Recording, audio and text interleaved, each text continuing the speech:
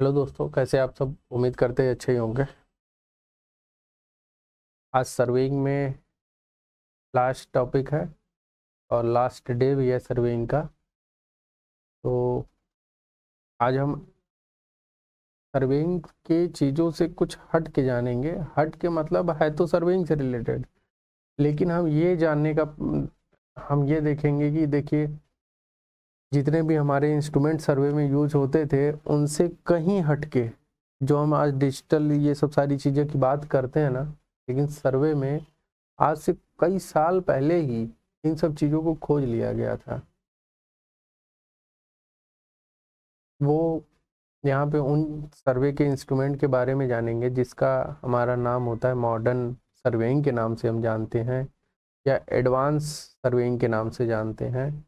उसमें जो इतने भी हमारे इंस्ट्रूमेंट आते हैं मॉडर्न में, डिजिटलाइजेशन में, या डिजिटल इंस्ट्रूमेंट आते हैं, उनको हम जानते हैं, समझते हैं, सीखते हैं, उनको जानने का मौका मिलता है। ठीक है। जैसे कल एक था हमारा टैकोमीटर, उनको हम पढ़े थे।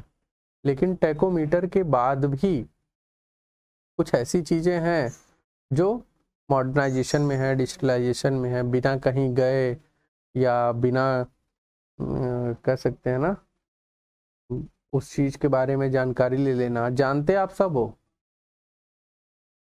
जो हम बताने जाएंगे या जो हम आगे बताएंगे वो सब आप जानते हो, समझते भी हो, लेकिन वो किसका पार्ट है, किस लिए करते हैं, वो हम यहाँ पे आज बताएंगे तो आप समझ जाओगे कि हाँ, ये भी एक सर्वे का ही पार्ट है। आप उसको मोबाइल में भी यूज़ करते हो, लेकिन उसको ये नहीं समझते कि नहीं, कहीं ये सर्वे ही है क्या ये सर्वे का ही पार्ट समझा जाता है क्या। ठीक है, तो आइए हम स्टार्ट करते हैं। तो हमारी पहला आता है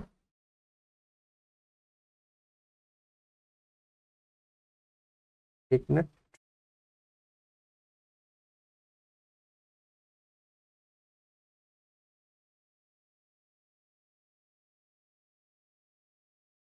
ठीक है, modern field survey system. Field में कौन कौन से हमारा मॉडर्न सर्वे करते हैं और उसका सिस्टम क्या है उनको हम जानते हैं। देखिए, तो method of measuring distance between two point. अभी तक सर्वे में केवल इतना जानते हैं कि दो पॉइंटों के बीच की दूरी को हमें निकालना है, या तो दूरी निकालना है, या तो इनका एंगल निकालना है, या तो इनका स्लोप, यही सब सारी चीज़ें हम देखते हैं इसमें। तो उसको कैसे करते हैं? पहला आता है मेथड डीडीएम से, दूसरा मेथड आता है ओडीएम से, और तीसरा मेथड होता है ईडीएम से। हम डीडीएम भी पढ़ लिए हैं, ओडीएम भी पढ़ लिए हैं, और ईडीएम भी पढ़ लिए हैं। डीडीएम का मतलब होता है डायरेक्ट डिस्टेंस मेजरमेंट, ओडीएम का मतलब होता है ऑप्टिकल डिस्टेंस मेजरमेंट, और ईडीएम का मतलब होता है इलेक्ट्रोमैग्नेटिक डिस्टेंस मेजरमेंट या इलेक्ट्रॉनिक डिस्टेंस मेजरमेंट। ठीक है। तो डायरेक्ट डिस्टेंस मेजरमेंट में जब हम पढ़े थे तो ये क्या पढ़े थे, इसमें जो चैनिंग और टेप के द्वारा जो दो पॉइंटों के बीच की दूरी निकाली जाती है वो किसके अंतर्गत आता है? डीडीएम के अंतर्गत आता है। पढ़ लिए थे। फिर ये अनसुटेबल इन डिफिकल्ट टेरेन, जो भी हमारा अनडिफिकल्ट टेरेन है, पहाड़ी एरिया है, घाटी है, उन जगह पे हम इनको चैनिंग को नहीं कर सकते थे। फिर उसके बाद जब इन जगह पे नहीं कर सकते थे, अब हमें ज़रूरत पड़ी, यार लगता है दूसरा कुछ खोजना पड़ेगा। उसके खोज में निकल गए तो हमें क्या मिल गया? टैकोमेट्रिक मिल गया। तो जो हम कल पढ़े थे ना, एक जगह से खड़े होकर चीज़ों को हम निकाल सकते हैं डिस्टेंस को, तो वो किससे है? Optical distance measurement. ठीक ना। फिर हॉरिजॉन्टल सस्टेंडेड मेथड, और फिर टेलीमेट्रिक मेथड। इसका जो रेंज होता है टैकोमीटर से, वो हम कितना 100 मीटर, 100 से लेके 150 मीटर तक की रेंज होती है। एक्यूरेसी कितना होता है? 1 in 100 से लेके 1 in 10,000 तक। कहने का मतलब ये है कि अगर हम 100 मीटर लेंथ को, डिस्टेंस को मेजर करेंगे तो उसमें 1 सेंटीमीटर क्या हो सकता है? 1 सेंटीमीटर का उसमें प्लस या माइनस एरर आ सकता है। ये इसकी एक्यूरेसी है। 1 in 10,000 तक का होता है। ठीक ना। It is carry out by means of optical wedge attachment. ये किससे अटैच होता है? ऑप्टिकल वेज से। कल टेकोमेट्री में बताए थे कि एक प्रकार का प्रिज्म होता है, आगे फिगर है इसका, आगे फिगर दिखाएंगे उसको। एक प्रिज्म होता है, वो प्रिज्म से ही हम क्या करते हैं, लेजर लाइट को ये कर लेते हैं, ठीक ना। फिर उसके बाद आता है इलेक्ट्रॉनिक डिस्टेंस मेजरमेंट में 3 चीजें होती हैं, ठीक ना। जीओडी मीटर क्या होता है, टेलीरोमीटर क्या होता है, और डिस्टोमेट क्या होता है। ये तीन आप कह सकते हो कि इंस्ट्रूमेंट के नाम भी हैं या इंस्ट्रूमेंट है। जैसे जैसे जिसकी आवश्यकता बढ़ती गई वैसे वैसे उसको हम बढ़ाते गए और एक एक की खोज हम करते चले गए। इसको क्या करते हैं, अप टू 100 किलोमीटर, इसका जो रेंज क्या है 100 किलोमीटर तक का रेंज है, ठीक ना। और इसकी एक्यूरेसी कितना होता है 1 × 10⁵, मतलब 1 लाख में 1, ठीक ना। चलिए अब आता है की पॉइंट। वही चीजें जीओडी मीटर क्या होता है, इन्हीं के बारे में दे रखा है। तो जीओडी मीटर एक प्रकार का हमारा ईडीएम का ही रूप आता है, तो लेकिन इस ईडीएम को, ठीक है,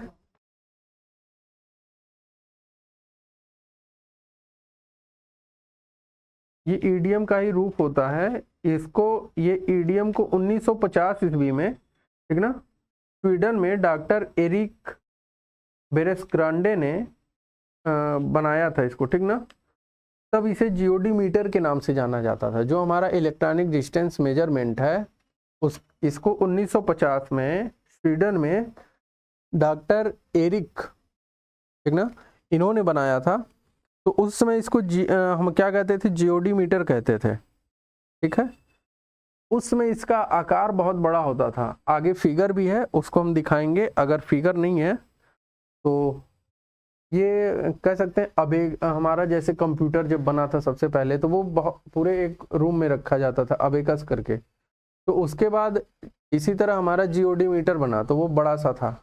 फिर उसके बाद छोटा सा बना, ठीक ना, टेलीरोमीटर। फिर उसके बाद हमारा क्या बन गया, इंस्टेंट या डिस्टोमेट, ठीक ना। तो यहीं पे जीओडोमीटर के बारे में बात कर रहा है, कह रहा है कि इलेक्ट्रॉनिक्स डिस्टेंस मेजरमेंट डिवाइस होती है, ये तो हम जानते ही हैं। ये किस पे बेस होता है, the propagation of modulated light wave. Geodimeter कहीं लिख के आ गया या जीओडी मीटर ऑप्शन में है तो ये दिया रहेगा, या जीओडी मीटर हमारा नाम लिख के आ गया तो ये ऑप्शन में रहेगा। तो कहीं ना कहीं दिया होगा तो ही यहाँ पे की पॉइंट में दे रखा है। कह रहा है कि the propagation of modulated light wait. तो आपको मालूम चल जाना चाहिए जीओडी मीटर एक ईडीएम का पार्ट्स है, या ईडीएम को ही सबसे पहले हम 1950 में डॉक्टर एरिक ने इसका नाम क्या दिया था, ईडीएम का, जीओडी मीटर। अब ईडीएम का या जीओडी मीटर का काम क्या है कि इलेक्ट्रॉनिक वेव्स को क्या करना है, इलेक्ट्रॉनिक डिस्टेंस मेजरमेंट का मतलब भी होता है कि हम एक जगह से खड़े होके 100 किलोमीटर तक के रेंज को देख सकते हैं। उसका एक्यूरेसी कितना होता है 1 × 10⁵ का रेंज होता है, ठीक ना। तो एक जगह से खड़े होके 100 किलोमीटर तक के रेंज को हम देख सकते हैं। तो 100 किलोमीटर तो कोई जा भी नहीं रहा है और डायरेक्ट हम देख भी ले रहे हैं। इसका कुछ सेकंड में हम इतनी लंबी दूरी को हम प्राप्त कर लेते हैं, या वहां तक हम एक पहुंच जाते हैं, ठीक ना। हम नहीं पहुंचते, वो रेस पहुंचती है, और रेस को ही क्या कहते हैं, वेव्स कहते हैं। और रेस कैसे पहुंचती है, प्रसार होता है उसका, ठीक ना। जब उस रेस का प्रसार होता है तो कहीं ना कहीं वो क्या होता है, the propagation of modulated light waves. Modulated lights जो तरंगे होती हैं उसका प्रसार होता है, प्रसार होता है, क्या होता है, प्रसार होता है। किसमें, जीओडी मीटर में। किसका प्रसार होता है, मॉड्यूलेटेड लाइट वेव्स का, ठीक ना। ठीक है। The height deduce from GPS observation is, क्या कहलाता है, जो हम हाइट से लेते हैं कोई भी जीपीएस से, ग्लोबल पोजिशनिंग सिस्टम, जो ऑब्जर्वेशन करते हैं जीपीएस से, वो क्या कहते हैं, एलिप्सोइडल हाइट बोलते हैं, ठीक ना। जो ऊपर से कोई चीज का हम लेते हैं तो वो एलिप्सोइडल हाइट बोलते हैं। The first median remote sensing Bhaskar first launch कब लॉन्च हुआ था? सबसे पहला रिमोट सेंसिंग क्या था? भास्कर फर्स्ट था।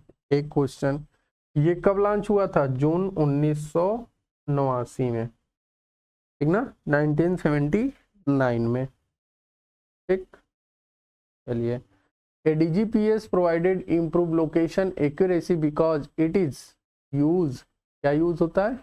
Network of fix ground based reference station, जिस स्टेशन से हमें रेफरेंस लेना होता है उसी फिक्स ग्राउंड का ही वो प्रोवाइड हमें करा सकता है, ठीक ना।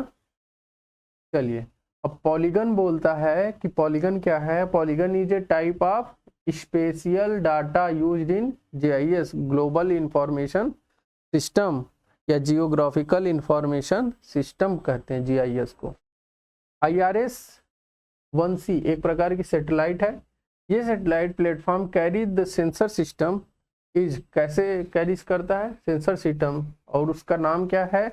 LISS और 111, ठीक ना। Third, the normal altitude of A GPS satellite is, कहाँ पे ये जाके इसका एल्टीट्यूड कहाँ पे होता है? 20,200 किलोमीटर पे इसका हाइट होता है। ग्राउंड लेवल से 20,200 मीटर पे इसको हम क्या करते हैं? सेट करते हैं, ठीक ना। यहाँ पे ये सेट होता है, जिसकी हाइट ये दे रखी है, ठीक है। अभी बता दें PSLV या GSLV। GSLV हमारा क्या होता है? GSLV होता है geo light vehicle satellite. PSLV polar lights, ठीक है। PSLV polar satellite light vehicles होते हैं। तो GSLV से हम क्या करते हैं? अपने पढ़ने के लिए, मैप के लिए, ये सब चीज़ों के लिए यूज़ करते हैं। PSLV से क्या करते हैं? जो भी चीज़ें, जानकारी, मौसम विभाग, ये सब सारी चीज़ें होती हैं, और डिफेंस वगैरह की जो चीज़ें होती हैं वो सब PSLV से की जाती हैं। GSLV से सिंक्रोनिस का काम, सिंक्रोनिस का मतलब कोई भी डाटा हमें लेना है, पढ़ना है, ज्ञान करना है, GPS PFS जो भी कार्य करते हैं GSLV से कार्य होता है। तो उन्हीं के अंतर्गत ये सब सारी चीज़ें आती, उन्हीं से छोड़ी जाती हैं ना। चलिए, अब आते हैं EDM क्या होता है। बाकी ODM और हमारा उधर ऑप्टिकल डिस्टेंस मेजरमेंट और DDM दोनों पढ़ लिए थे। अब हम पढ़ेंगे EDM। देखिए EDM कितनी बार पूछा भी है, ठीक ना। तो EDM is the method of determine distance between 2 point using phase change that occurs due to electromagnetic energy waves, ठीक है। ये क्या होता है? ट्रेवल करता है from one end to the line to other end, एक जगह से दूसरे जगह, दूसरे जगह से पहले जगह। इस प्रकार से ये ट्रेवल करता है। क्या ट्रेवल करता है? वेव्स ट्रेवल करता है। कौन सी वेव्स ट्रेवल करती है? इलेक्ट्रोमैग्नेटिक एनर्जी, ना। इसी पे इसका नाम पड़ गया है इलेक्ट्रोमैग्नेटिक डिस्टेंस मेजरमेंट, ठीक। अब इसका सिद्धांत क्या होता है? Determination of time required for electromagnetic wave to travel between two station, जो हमें टाइम दे रखा है उस टाइम के अनुसार हम इलेक्ट्रोमैग्नेटिक वेव के द्वारा दो स्टेशनों के बीच की दूरी को डिटरमाइन कर लेते हैं, याद कर लेते हैं। There should be good intervisibility between the station, इन दोनों के बीच में जो इंटरविजिबिलिटी जो होती है वो अच्छी होती है। This method is avoided in case of large amount of inconsistency the terrain of large obstruction, जब ज़्यादा हमें इनकंसिस्टेंसी होती है, सही से दिखाई नहीं दे रहा, या टेरेन है, उबड़ खाबड़ खाई है इन सब जगहों पे, या लार्ज ऑब्स्ट्रक्शन है, ज़्यादा घना जंगल है, उन जगहों पे ये कार्य नहीं हो पाता, ठीक ना। क्यों नहीं हो पाता? क्योंकि आपको मालूम है कि एक रेस, जैसे हम यहाँ खड़े हैं, यहाँ से हम टोटल स्टेशन से देखेंगे और सामने जहाँ पे हम उस प्रिज्म को रखे रहेंगे, प्रिज्म वाला जो टैकोमीटर सर्वे, जो टैकोमेट्री इंस्ट्रूमेंट होता है, उसमें एक प्रिज्म लगा होता है, वो प्रिज्म जहाँ पे जाके टकराएगा जितनी दूर पे, उनके बीच में कोई ऑब्स्टेकल नहीं आना चाहिए। अगर आ रहा है तो रेस जा नहीं पाएगी, जब जाएगी नहीं तो वहाँ से आएगी नहीं, और जब आएगी नहीं तो उसके डिस्प्ले पे बताएगी नहीं। तो एक रेस जाती है, दूसरा आती है। तो ट्रांसमीटर और रिसीवर का दोनों कार्य कौन करता है? हमारा इंस्ट्रूमेंट करता है। ये चीजें पूछता भी है कि ट्रांसमीटर और रिसीवर कौन या किसे बोलते हैं, या दोनों कार्य साथ साथ कौन करता है। ठीक है, तो वो कौन करता है? ये करता है। चलिए, क्लासिफिकेशन ऑफ ईडीएम कितने टाइप्स के होते हैं उनको हम देखते हैं। On the basis of carry wave used, जो हमारे तरंगे होती हैं वो कितने दूर तक कैरी करती हैं, उनके बेस पे ईडीएम को पहले नंबर पे डिवाइड कर रखा है। अब प्रॉपर्टीज देखते हैं कौन कौन सी हैं। प्रॉपर्टी एक रेंज है, कितनी दूरी तक, फ्रीक्वेंसी रेंज है, और एग्जाम्पल में दे रखा है। अब उसके बाद इंस्ट्रूमेंट कौन कौन से हैं, एक माइक्रोवेव है, एक विजिबल है, एक इंफ्रारेड है। ये 3 आते हैं हमारे। तो सबसे पहले बनाया था हमारा जीओडी मीटर, फिर बना था टेलीरोमीटर, ठीक ना, फिर बना था हमारा डिस्टोमेट। ठीक, अब देखिए ये एग्जाम्पल में है। अब माइक्रोवेव का जो रेंज होता है वो क्या होता है? लॉन्ग होता है, मतलब 100 किलोमीटर से कम तक का ही। अब 100 किलोमीटर से कम तक का ही क्या होता है? माइक्रोवेव। माइक्रोवेव भी क्या होता है? एक प्रकार का ईडीएम होता है। फिर विजिबल एक प्रकार का जो दूसरा हमारा ईडीएम है वो मीडियम होता है, उसका रेंज मीडियम होता है। मीडियम मतलब 25 से कम होता है। ठीक है, और दूसरा इंफ्रारेड, ये कम दूरी के लिए ज्ञात किया जाता है। इसका जो रेंज होता है 2 से 5 किलोमीटर होता है ना? और ये जो होता है 5 होता है, मतलब 5 से ज़्यादा और 25 से कम। ठीक, और ये 100 से कम। ठीक है, चलिए फिर उसके बाद फ्रीक्वेंसी रेंज क्या होता है? 3 to 30 गीगा हर्ट्स। इसका क्या होता है? 5 × 10⁻14 हर्ट्स, और ये कितना हो? 3 × 10⁻14 हर्ट्स। ठीक है,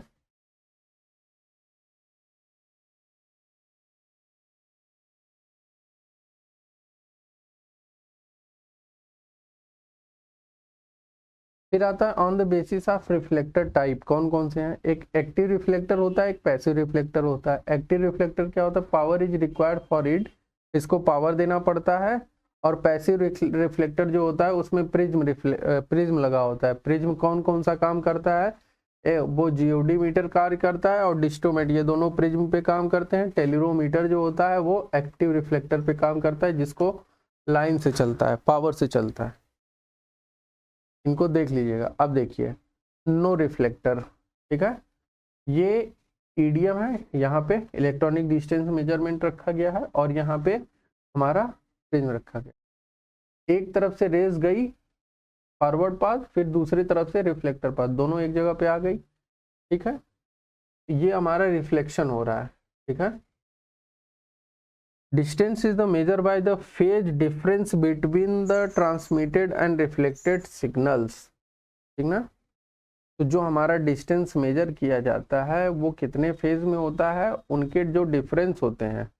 और किनके बीच के डिफरेंस लेते हैं? ट्रांसमिटेड और रिफ्लेक्टेड सिग्नल के। सिग्नल कितनी तेज पहुंच रहा है, कितनी तेज आ रहा है, उनसे हम डिस्टेंस को मेजर करते हैं। अब आते हैं टीएस। टीएस के बारे में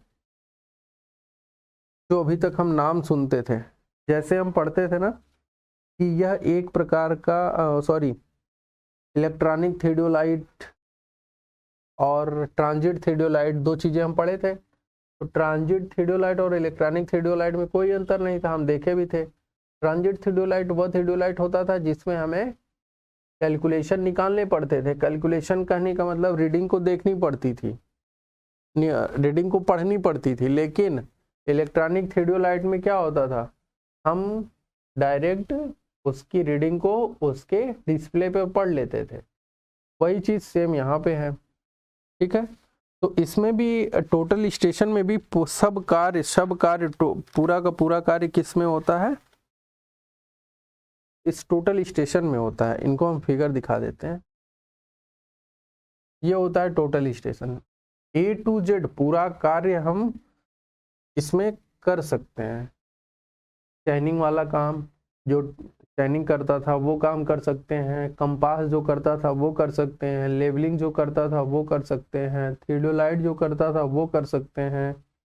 ओडीएम जो करता था वो कर सकते हैं, ईडीएम तो करते ही है, ईडीएम के लिए ही यूज करते हैं मैक्सिमम, ठीक है। स्लोप देख सकते हैं, हाँ, एक कर्व निकाल सकते हैं, मतलब सर्वे का पूरा कार्य केवल और केवल इसी एक इंस्ट्रूमेंट से किया जा सकता है। इसका रेंज कम से कम 3-4 लाख रुपए में आता है, इसीलिए। और नाम से भी हमें क्लियर हो जाना चाहिए, टोटल, ठीक ना, टोटल स्टेशन, ठीक ना बच्चे।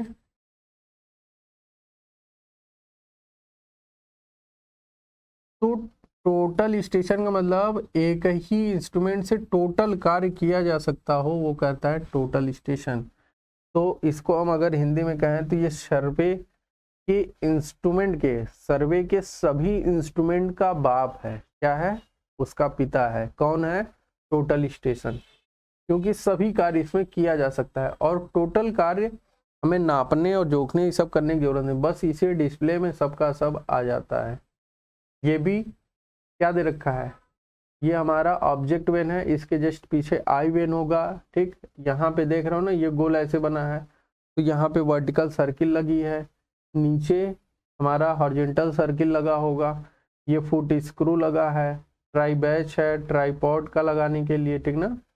और ये सब हमारे मेन्यूज दे रखे हैं, की दे रखे हैं, फंक्शनल की हैं, ठीक। ये सब F1 F2 F3 F4 ये करके, और फिर यहाँ पे ऑन ऑफ की चीज़ें होती हैं, 1 2 3 4 5 ऐसे लिखा होता है। इसके अंदर मेमोरी कार्ड होता है, जितनी भी चीज़ें हम देखते जाएंगे उसको सेव करते जाएंगे, सेव करने के बाद मेमोरी के कार्ड में सेव हो जाता है। लैब में लेके जाते हैं, मेमोरी कार्ड को लगाते हैं, पूरा डाटा कॉपी कर लेते हैं, कॉपी करने के बाद उसी के माध्यम से मैप बना, कहानी हो गई खत्म।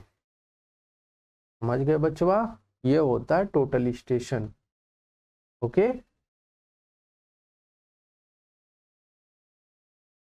चलिए, ये total station also known as electronic, ठीक है, tacheometer is an optical instrument that is design as a combination of electronic theodolite.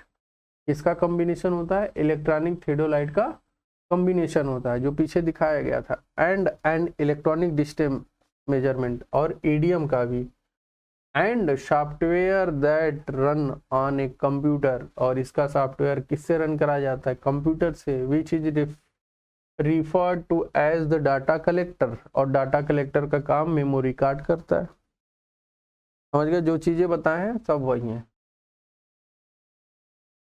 A microprocessor inbuilt in the instrument take care of recording, reading and necessary computation, ठीक ना। Microprocessor UPPCL ए में है, ये एक बार पूछा था टोटल स्टेशन क्या होता है, ये सब सारी चीजें, ठीक है। अब देखिए, microprocessor transfer the data to the computer whichever can be use generate a map, और उन डाटा को यूज के क्या कर देता है, मैप का जनरेट कर देता है, मैप को। Total station store the data in electronic book, electronic book इसका क्या है, memory card, that can be unloaded to the computer, इसको लोड रहता है तो अनलोड कर दिया जाता है, किसमें, कंप्यूटर के माध्यम से। तो ये सब आप देख ही लिए, सर्वे का father, father of survey question आ सकता है तो आप बोल सकते हो ना टोटल स्टेशन। चलो, वर्किंग प्रिंसिपल क्या होता है, this instrument measure the distance of a prism pole mounted the prism with the help of the laser beam और इंफ्रारेड रेज। ये कार्य कैसे करता है, जब हमारा लेजर के माध्यम से कार्य करता है, लेजर बीम के माध्यम से, या जो इंफ्रारेड रेज निकलती हैं उनके माध्यम से, ठीक है। चलिए, a signal is emitted by the EDM, जो सिग्नल होता है वो कहाँ से, ईडीएम से, and reflected back to the EDM, EDM से जाती है और वापस कहाँ आ जाती है, ईडीएम में, किसके माध्यम से, prism mounted on the prism pole, एक प्रिज्म रहता है उसके माध्यम से जाती भी और वापस भी आ जाती है। डिस्टेंस है, कैसे निकालते हैं, total time taken between emission and reflected back to EDM, जाने में कितना लगा, जो गीगा हर्ट्स और हर्ट्स में बताया जाता था ना, वही चीजें से हम मेजर करते हैं कितना टाइम लगता है। और वेलोसिटी है बाई 2, तो ये पूछता है D equal to small T by 2 into V. देखिए जाने में फिर वापस जाने में, ये प्रिज्म पोल लगा हुआ है, ये रिफ्लेक्टर लगा हुआ है यहाँ पे जो रिफ्लेक्ट करता है।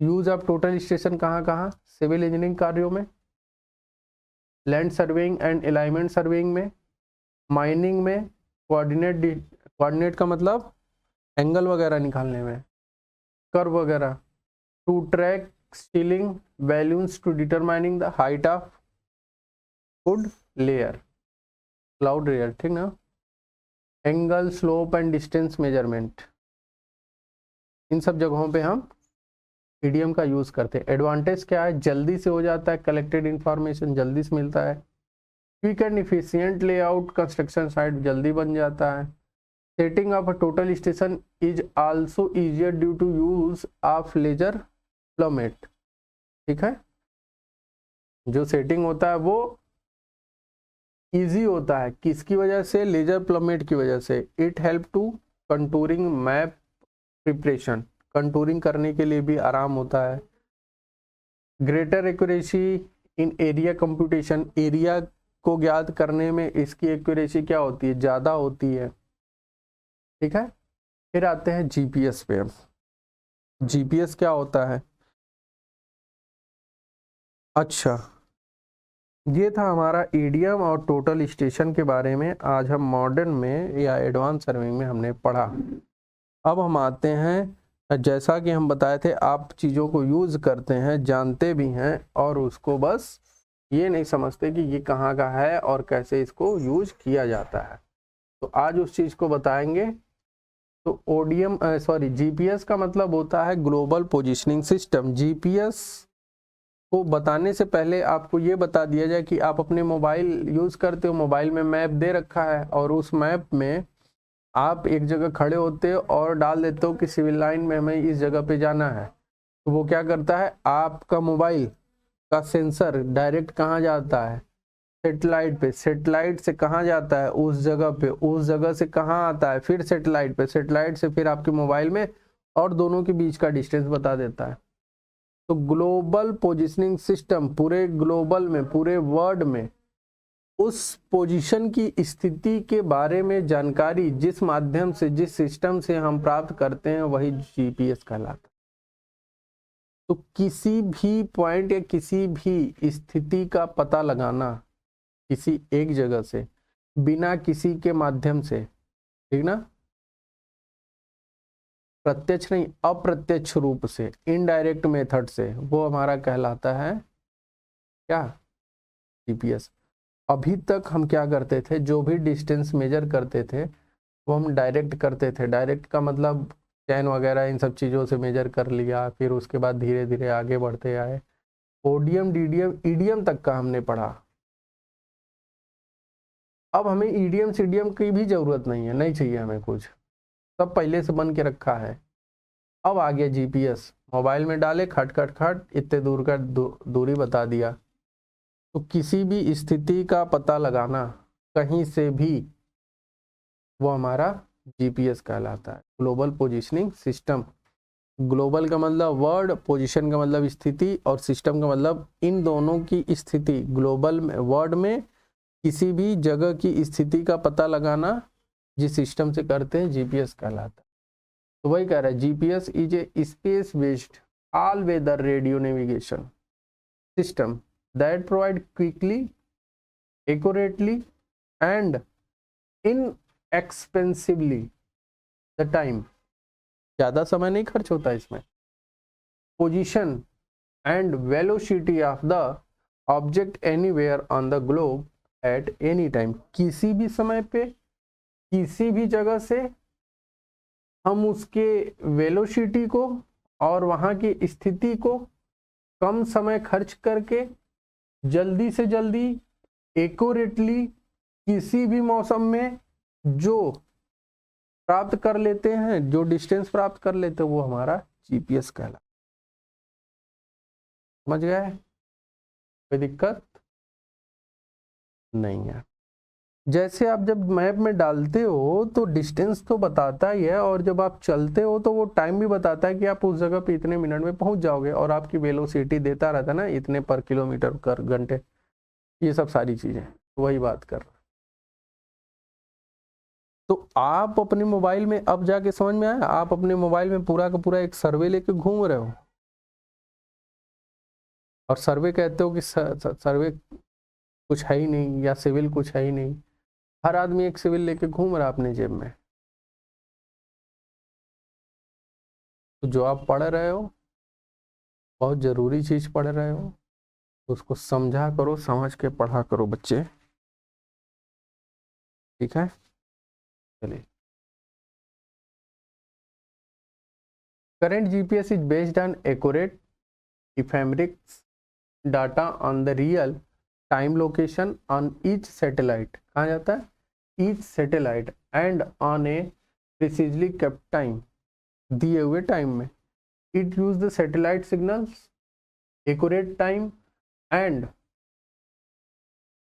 sophisticated algorithm to generate distance in order to triangulated position anywhere on earth, अपने पूरी धरती पे कहीं से भी सैटेलाइट के सिग्नल के माध्यम से एक्यूरेट और कम समय में उनके लोकेशन को जनरेट करके डिस्टेंस जो निकाल लिया जाता है, वही हमारा जीपीएस है। Total 24 satellite are used in GPS survey in 6 orbit. जो 6 ऑर्बिट हैं उस टोटल कितने सैटेलाइट यूज किया जाता है? 24 सैटेलाइट।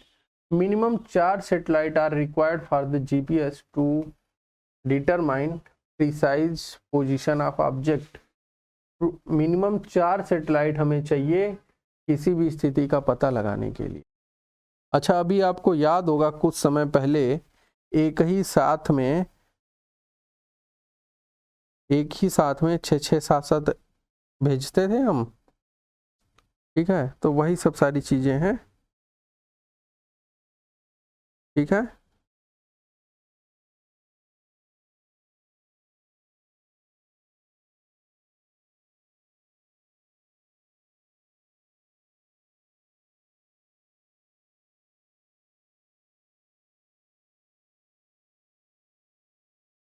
चलिए,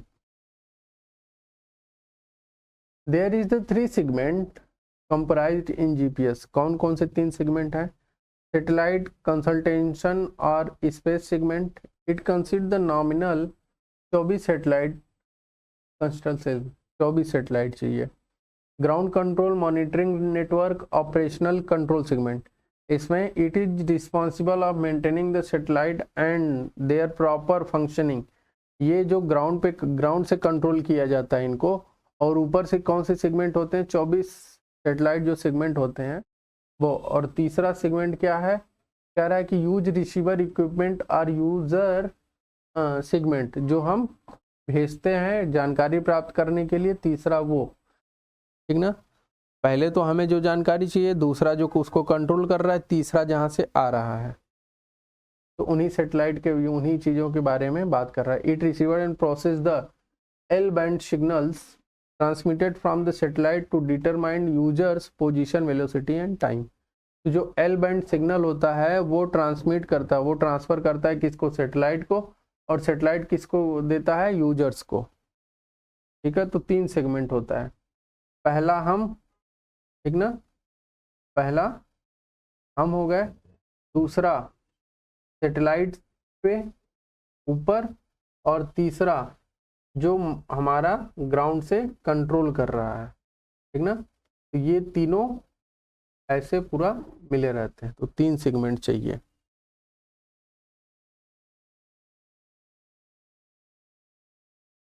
टाइप ऑफ जीपीएस कौन कौन सा होता है? एक डिफरेंशियल जीपीएस होता है, ठीक ना।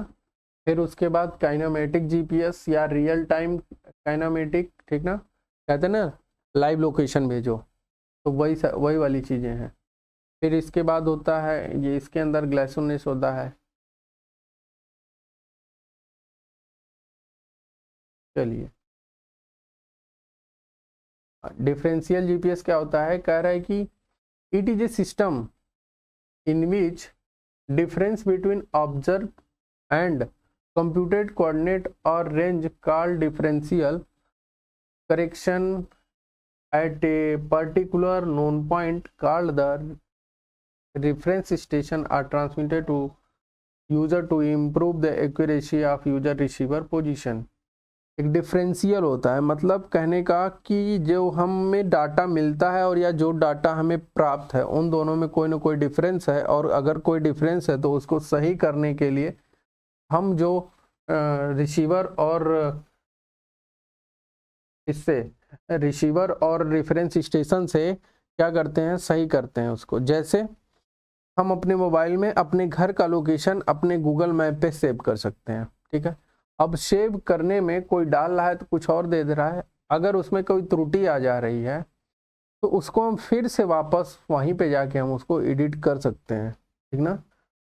ये नहीं कि गूगल मैप पे आपके लोकेशन को डालने के लिए या सेव करने के लिए किसी और की ज़रूरत पड़ती है, नहीं, वो आप कर सकते हैं। तो डिफरेंशियल जीपीएस होता है। फिर उसके बाद जो काइनामेटिक होता है, it is used in the precision of position data derived from satellite position system being unable in conjunction with GPS, GLONASS and Galileo, ठीक ना।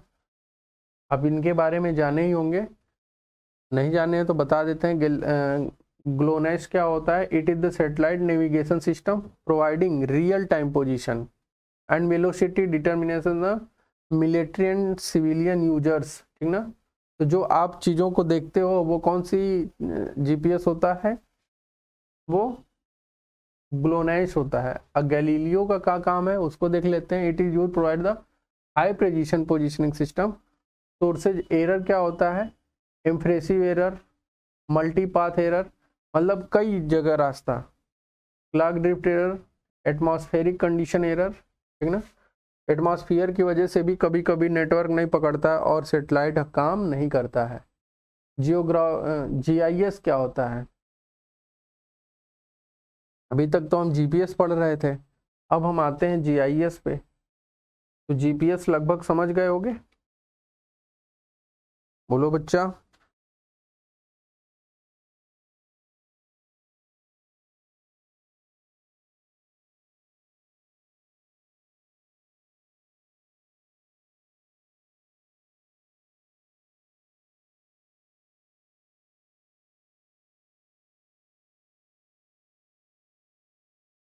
चलिए, जिस तरह से जीपीएस था हमें पोजीशन के बारे में दर्शाता था, जगह के बारे में दर्शाता था, उसी तरह से अब आता है जीआईएस, और हम इसी बेस पे अब कार्य कर रहे हैं कि अब हमें कोई भी काम या कहीं का भी अगर हमें लोकेशन प्राप्त करना है तो हम जीपीएस से तो थे ही, लेकिन अब जीआईएस के बेस पे काम करेंगे कि उस जगह का एक्चुअल लोकेशन और उस जगह का 3D पिक्चर भी हमें अपने मोबाइल में दिखाई दे।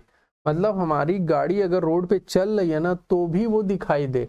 जैसे टेस्ला वगैरह जो गाड़ी आती हैं, जैसे कहते हैं ना ड्राइवर विदाउट ड्राइवर के जो गाड़ी होती हैं, उनमें ये जीआईएस सिस्टम ही कार्य करता है। आसपास के जो भी गाड़ियां अगर जाती हैं उनमें सिस्टम सेट है कि वो गाड़ी रुक जाएगी जब उसके आगे या उसके डिस्टेंस, इतने डिस्टेंस के अंदर 1-2 मीटर के अंदर कोई गाड़ी आती है, कोई ऑब्स्टेकल आता है, वो रुक जाएगी, ठीक है। वो गाड़ी हमारे यहाँ नहीं चल सकती, क्योंकि हमारे यहाँ इधर से आदमी गया फिर से फट दे आ जाएगा सामने, तो मतलब उसको जाना है उल्टा, यहाँ तो सीधा चलना रहता है तो उल्टा ही लोग क्रॉस कर देते हैं।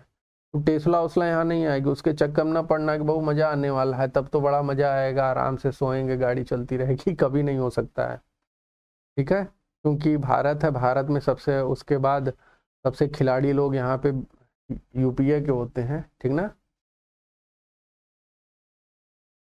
और आप जो सोच रहे थे जैसे हमारा टेस्ला वगैरह है, वो कभी यहाँ पे आ ही नहीं सकती, क्योंकि उसका सिस्टम इस प्रकार का बधा हुआ है, ये बाहर में ही यूज आ सकता है, यहाँ पे कभी उसको यूज नहीं कर सकते हैं। क्यों नहीं कर सकते? क्योंकि उसका भी कारण है। कारण ये है कि जैसे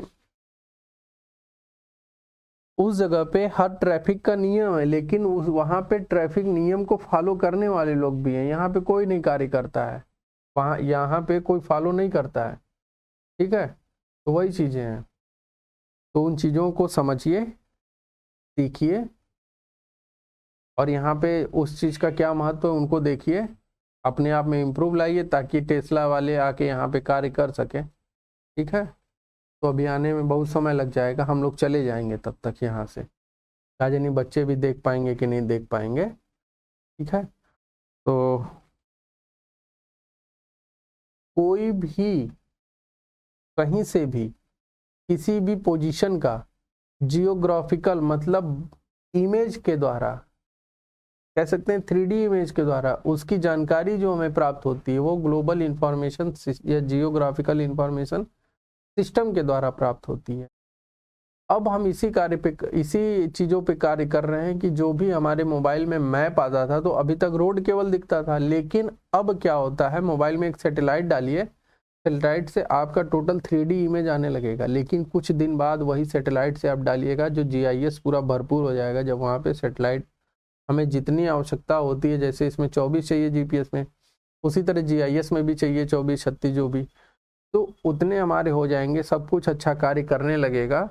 ठीक है, तो हम क्या करेंगे, अभी तो हम GPS वगैरह ये अपना नहीं है, ये US का है, गूगल भी अपना नहीं है, बाहर का है, तो हम अपना भी गूगल बना रहे हैं, अपना भी GPS सेटेलाइट यूज कर रहे हैं, अपना भी GIS सब सिस्टम करेंगे, धीरे धीरे करेंगे। ठीक है, तो उस किसी भी चीज़ का 3D इमेज प्राप्त करना, ठीक है, वो हमारा कार्य क्या कहलाता है, GIS के अंतर्गत है।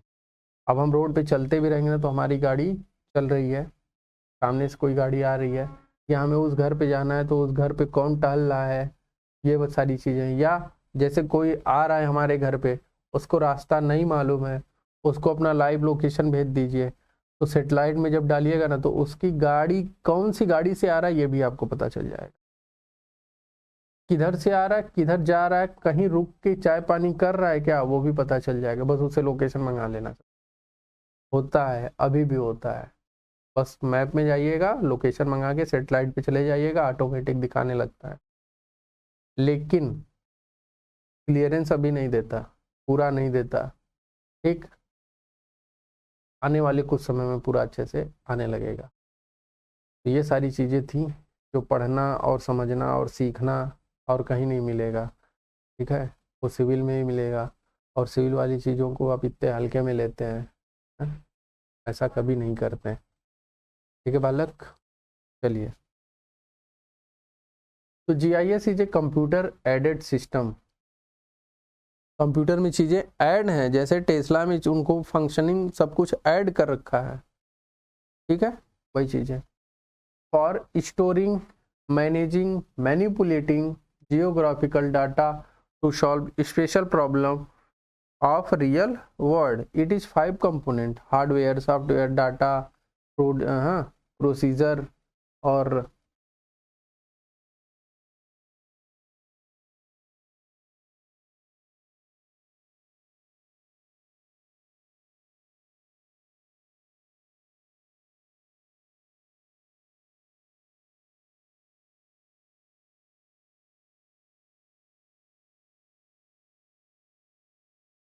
ठीक है, चलिए, ये प्रोसीजर यूज़र, फिर उसके बाद आता है रिप्रेजेंटेशन सिंबल इन GIS, पॉइंट है, लाइन है, पॉलीगन है, हाँ,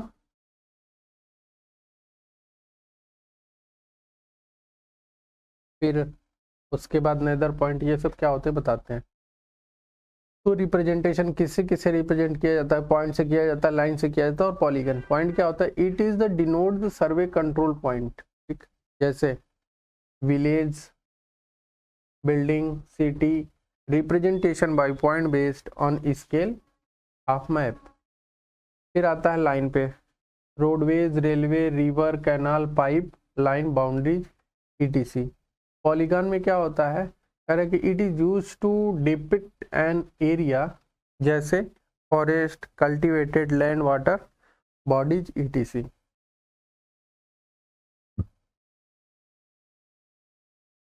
ये देखिए पूछा है कितनी बार, नेदिर पॉइंट क्या होता है, जेनिथ पॉइंट क्या होता है। ठीक है, तो देखिए नेदिर पॉइंट क्या होता है कि जिस जगह पे हम खड़े हैं वहां से हमें कोई नीचे की तरफ, और जब ऊपर की तरफ किसी पोजीशन ये, तो इन्हीं चीज़ों को हम देखते हैं। कह रहा है कि it is imaginary point just vertically below the observer position is celestial. मतलब हम मान रहे हैं कि हमारे जस्ट नीचे पानी मिल जाएगा, जो लाइन जाएगी वो क्या हो गया, आपका इमेजिनरी पॉइंट हो गया।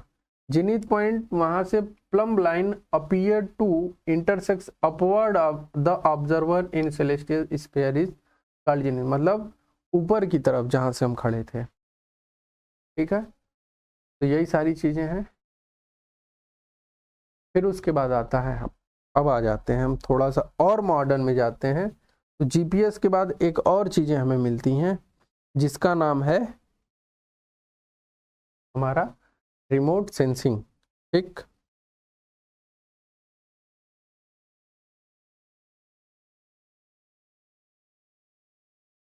यहां तक हो गया। आगे बढ़ते हैं कि रिमोट सेंसिंग क्या होता है। तो रिमोट सेंसिंग भी एक प्रकार का हमारा जीपीएस ही है।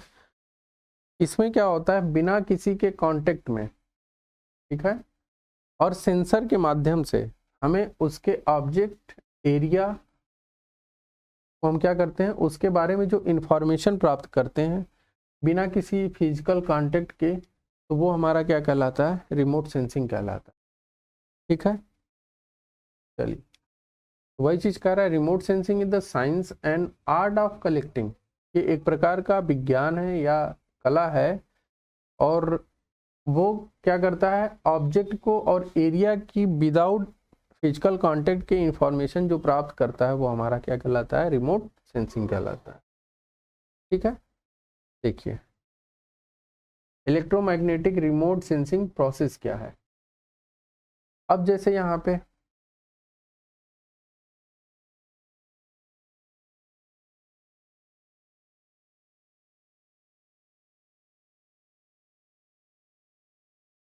यहाँ से देखते हैं, ये हमारा प्रोसेसिंग स्टेशन है जहाँ से हम प्रोसेस करते हैं, प्रोसेसिंग एनालिसिस एंड इंटरप्रिटेशन। यहाँ से हम कोई डाटा यहाँ पे लगा, यहाँ पे हमारा टावर लगा रहता है। ठीक, तो डाटा इंटरसेप्ट करता है कहाँ पे, एक्टिव सेंसर के पास। अब एक्टिव सेंसर जो यूजर्स जो रहते हैं, ठीक है, वो यूजर्स कहाँ से प्राप्त करते हैं, इससे प्राप्त करते हैं। ठीक, अब जब ये यहाँ से एक तो एक्टिव सेंसर से प्राप्त करेगा, एक या तो डाटा ट्रांसमिट करता है पैसिव पे, तो जो दूसरा यूजर्स या तो इनसे डाटा लेगा, इनके पास नहीं होगा तो इनसे कांटेक्ट करेगा, इनसे इनके पास नहीं होगा, ये कहाँ भेजेंगे इसको, अब फिर ये भेजता है इस, ठीक ना। तो ये पूरा का पूरा कहीं ना कहीं एक दूसरे से इंटरकनेक्टेड होता है। ठीक है, देखिए ये टारगेट है, आर्टिफिशियल रेडिएशन है ये। ठीक, होता नहीं है बट दिखाया है कि हाँ ऐसे जाता है फिर यहाँ से वापस आता है। ठीक है, ये सारी चीजें होती हैं।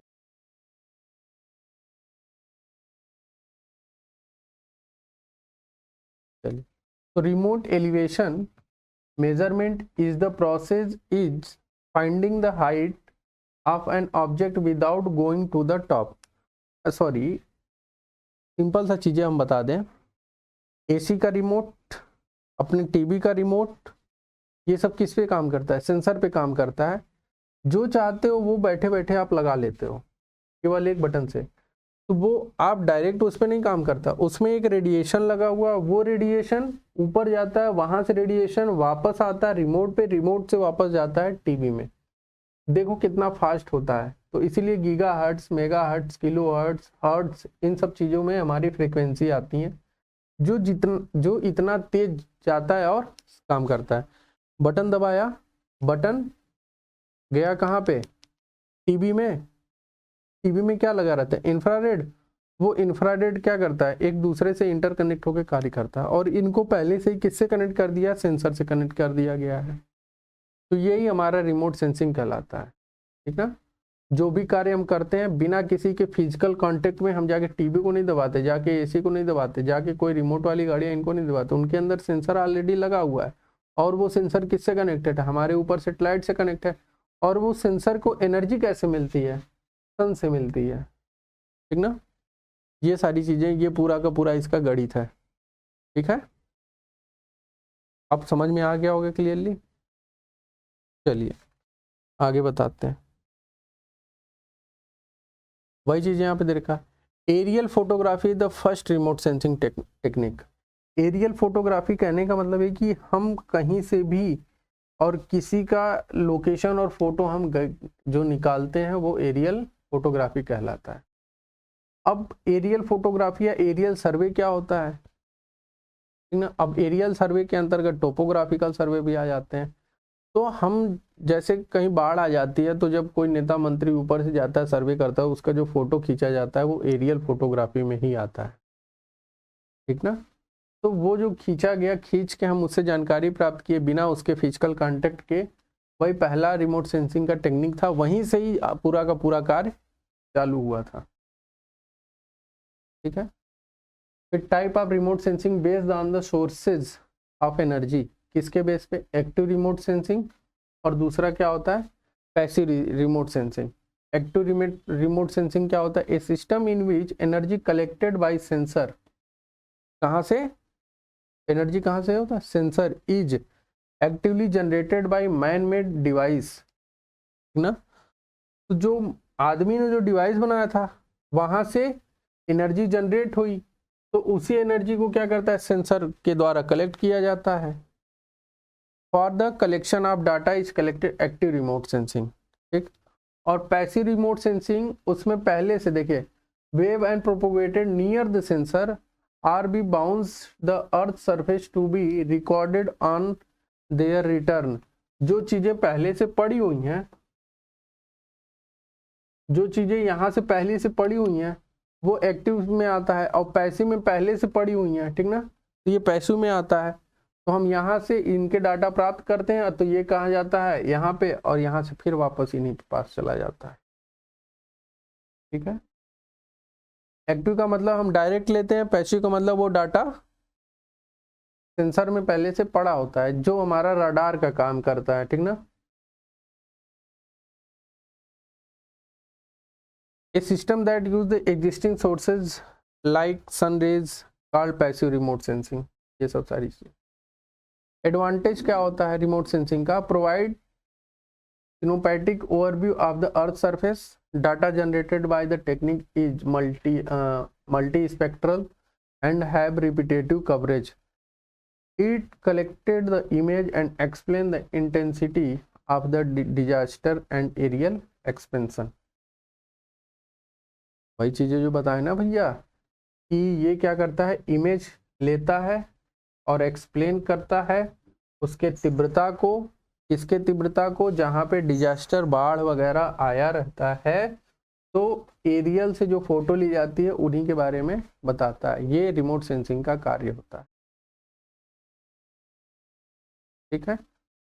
चलिए, ये हम जो भी आते हैं तो एक सर्वे पे जाते हैं, और सर्वे में फ्लाइट से ही एक फ़ोटो लिया जाता है नीचे की तरफ, जितने एरिया में बाढ़ आई रहती है वहाँ पे फिर बताया जाता है कि हाँ ये इतने एरिया में बाढ़ आई हुई है, ये दिक्कतें हुई हैं, यहाँ पे ये चीज़ें सप्लाई करनी चाहिए, ये चीज़ें वहाँ के लोगों को पहुँचाना चाहिए, इतने लोग ग्रसित हैं।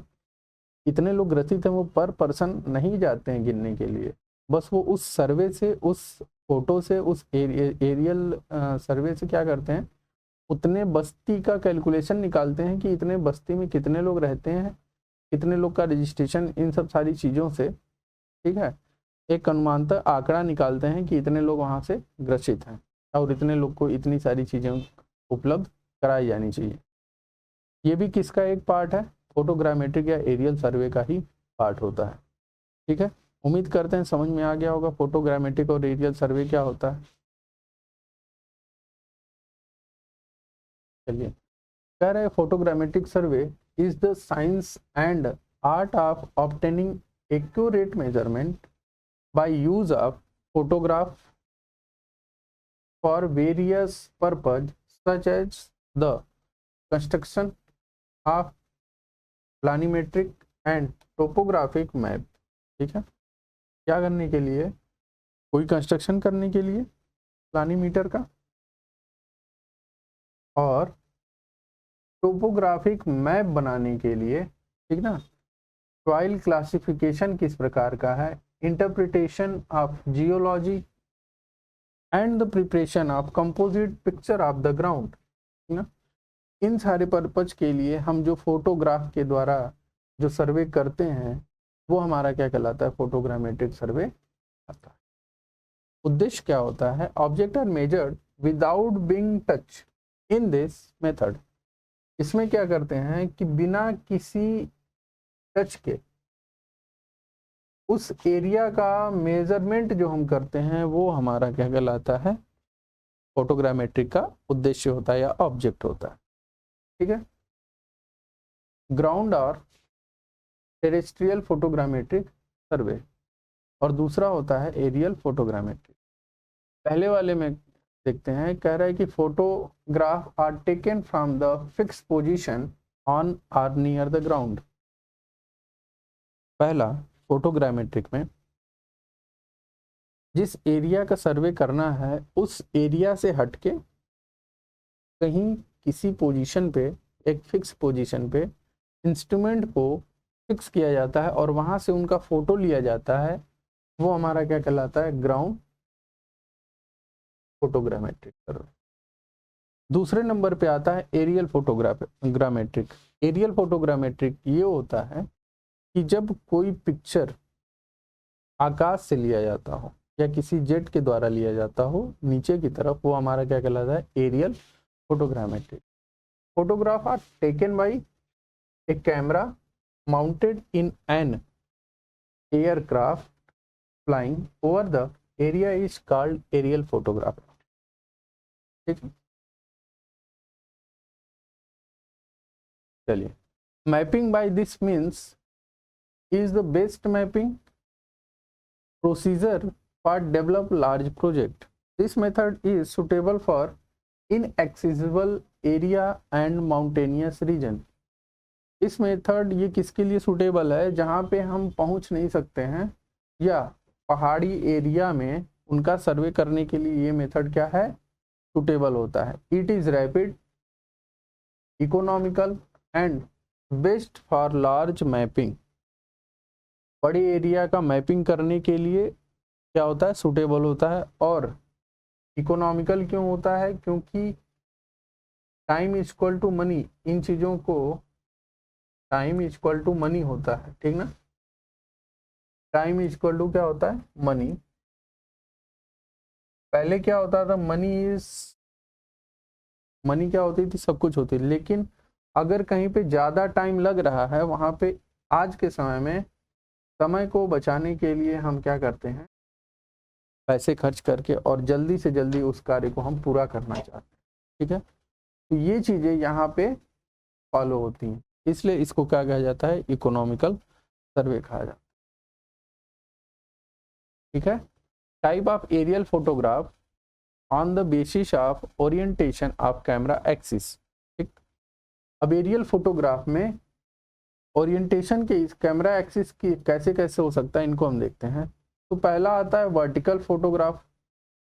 वर्टिकल फोटोग्राफ का मतलब ये है कि ये हमारा सर्वे क्षेत्र है जिसका हमें फोटो लेना है और यहाँ से ये कोई फ्लाइट है।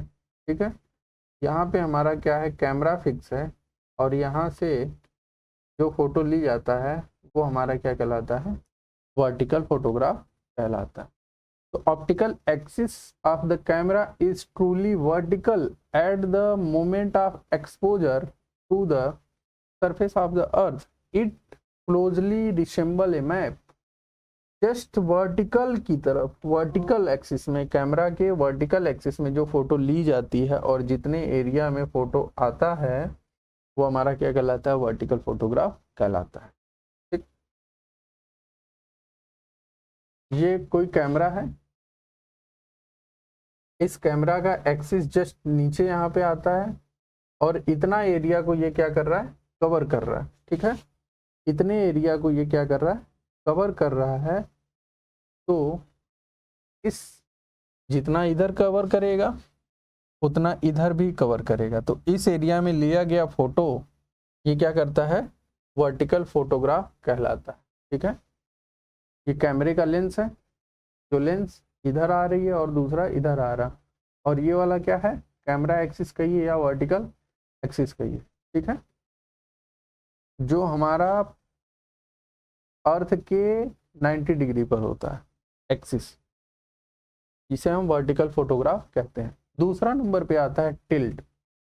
टिल्ट का मतलब हल्का सा झुका दिया जाता है। कितना झुकाया जाता है? 3%, 3 डिग्री से कम झुकाया जाता है। Camera axis is unintentionally incline to the vertical by less than 3 degree. 3 degree से जब टिल्ट किया जाता है, जैसे कैमरा इस प्रकार से था, थोड़ा सा इधर और थोड़ा सा इधर, 3 डिग्री तक हम कैमरे को ऐसे करके फोटो नीचे की तरफ एरिया को कवर कर सकते हैं। ठीक है। दूसरे नंबर पे आता है ऑब्लिक फोटोग्राफ। ऑब्लिक का मतलब होता है कि उसको हम झुका देते हैं। ठीक है, 3 डिग्री से ज़्यादा। Oblique axis in intensely incline to the vertical axis at a large angle. ठीक ना, ये क्या होता है? Large angle. It is use to get more familiar view of the terrain. ठीक है, कह रहा है it is the more familiar view. ज़्यादा एरिया को कवर करने के लिए हम ऑब्लिक फोटोग्राफ लेते हैं। ये देखिए किसमें पूछा था? 2022 में। और ये किसमें पूछा था? यूपी पीसीएल में, यही 2021 में। मतलब इनका कोई न कोई अर्थ तो है, इम्पोर्टेंस तो है। ठीक है, अब इसमें ज़्यादा क्यों झुकाया जाता है उसको भी बताएंगे आगे। ठीक है, it is further two ways, 2 type होता है। ये कितने टाइप्स के होते हैं ऑब्लिक? 2 प्रकार के। एक लो ऑब्लिक फोटोग्राफ होता है, एक हाई ऑब्लिक। अब इन दोनों को डिग्री के अनुसार हम क्या करते हैं? लो और हाई मानते हैं। लो ऑब्लिक में इंटरनेशनल, देखिए intentional deviation is 15 to 30 degree. Photograph do not show horizon. ठीक ना, हॉरिजेंटल फोटोग्राफ नहीं होता है। It is often use in recognisation survey. जब हमें किसी चीज का निरीक्षण या अवीक्षण करना होता है उस समय हम इसको यूज करते हैं। हाई ऑब्लिक फोटोग्राफ में क्या होगा? जाहिर सी बात है इस एंगल से क्या होगा? ज्यादा होगा। तो it is obtain when camera axis is intensely inclined about कितना? 60% from the vertical axis. Vertical axis से 60% तक उसको क्या करते हैं? घुमा देते हैं। It show the horizon. ठीक, फिर it is also used in recognisation survey. इनको क्या करते हैं? रिकॉग्नाइजेशन सर्वे में भी यूज किया जाता है। पहले नंबर पे आता है लो ऑब्लिक और दूसरे नंबर पे आता है हाई ऑब्लिक। ठीक है, देख रहे होंगे आप कि इसमें 15 डिग्री से 30 डिग्री तक क्या किया जा रहा है? टिल्ट किया जा रहा है। किसको? कैमरा को। किससे? उसके वर्टिकल एक्सिस के एंगल से। और इसमें कितना होता है? 60 डिग्री तक का हम करते हैं। किससे? कैमरा एक्सिस के वर्टिकल एक्सिस, जो हमारा वर्टिकल होता है इसके संदर्भ में। ठीक ना, तो चीजें समझ में आ गई होंगी। चलिए, अब आता है comparison between vertical and oblique photograph.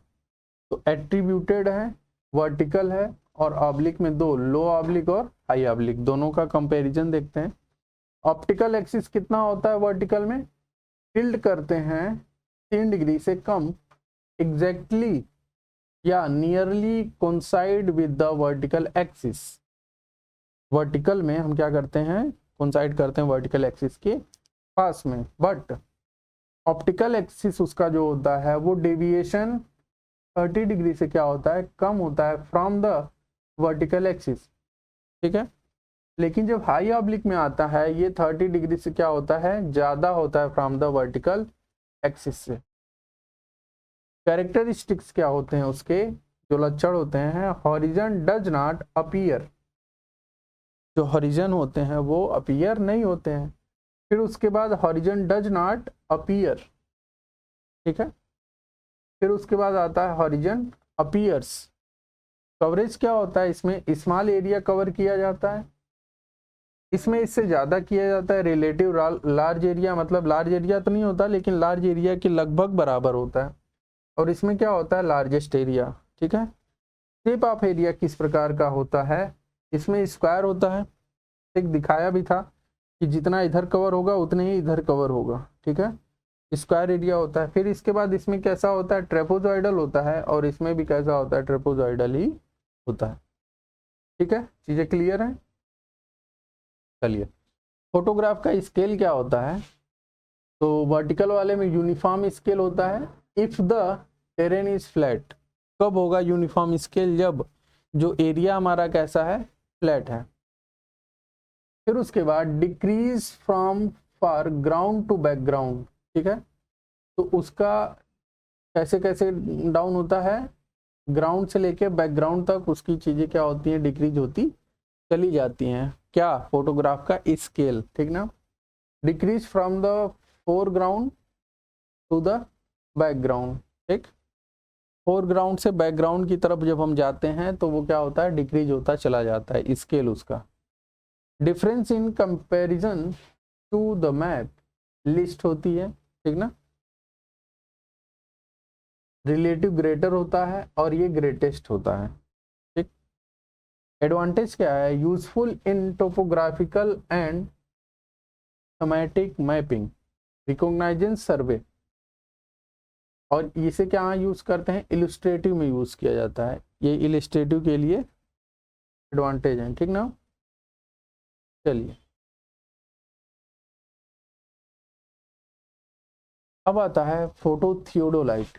Photo theodolite is the combination of the theodolite and terrestrial camera mounted on the same tripod. It is used in terrestrial photogrammetry for the making of map and other various purpose. इसमें theodolite और photograph का क्या होता है, combination होता है, जिनको हम क्या कहते हैं, फोटो थियोडोलाइट बोलते हैं। अब थियोडोलाइट में क्या करते हैं, आपको पढ़ाया गया था कि हॉरिजॉन्टल एंड वर्टिकल एंगल को मेजर किया जाता है, किसमें, थियोडोलाइट में। अब उस हॉरिजॉन्टल और वर्टिकल एंगल दोनों को मेजर करने के लिए, जैसे क्या हो गया, हॉरिजॉन्टल एंगल और वर्टिकल एंगल, ऐसा कैमरा रहेगा जो एंगल भी मेजर करेगा और फोटो भी लेगा, वो क्या कहलाता है, फोटो थियोडोलाइट कहलाता है। क्लियर। चलिए, ये कुछ हमारे टर्मिनोलॉजी दे रखे हैं, इनको हम देखेंगे। ये कैमरा है, उसका एक्सिस, अब यहाँ से चीजें वर्टिकल में जा रही हैं तो ये क्या कहलाएगा, कैमरा एक्सिस, इसको ये हमें पता था। अब ये हम मान लेते हैं 1 मिनट के लिए कि ये जो एक्सिस बना हुआ है इसमें वर्टिकल एक्सिस भी है, टिल्ट वाला भी है, और ऑब्लिक वाला मतलब ज़्यादा वाला भी है, ठीक ना। तो देखते हैं, ये क्या है, टिल्ट एंगल, ठीक है। अब इसको हम जब इधर करेंगे तो ये क्या होगा, थोड़ा सा एंगल झुकेगा, फिर जब इधर लेके जाएंगे वो क्या होगा, ज़्यादा। और ये क्या है, हमारा फोटोग्राफ है, ये एक्स एक्सिस है ये, और ये क्या है, वाई एक्सिस। ये कौन सा एक्सिस है, वाई एक्सिस है, ठीक है। तो ऊपर से लेके नीचे वाले डिस्टेंस को हम टोटल किससे दर्शाते हैं, एच, लेकिन ग्राउंड लेवल तक का जो होता है उसे हम किससे दर्शाते हैं, एच डैश। एक्स एक्सिस से ऊपर तक के हम किसे दर्शाते हैं, फोकल लेंथ से, ठीक। एन हो गया हमारा नाइदर पॉइंट, ठीक है बालक। चलिए, एफ क्या हो गया, focal length of camera, N हो गया nadir point, H minus G हो गया एल्टीट्यूड, एच हो गया height of GL from the datum, और एच हो गया फ्लाइंग हाइट। ये क्या हो गया, फ्लाइंग हाइट हो गया, और इसे हम क्या दर्शाते हैं, जीएल से, हाइट फ्रॉम जीएल, ठीक। उम्मीद करते हैं चीजें समझ में आ रही होंगी, कोई दिक्कत।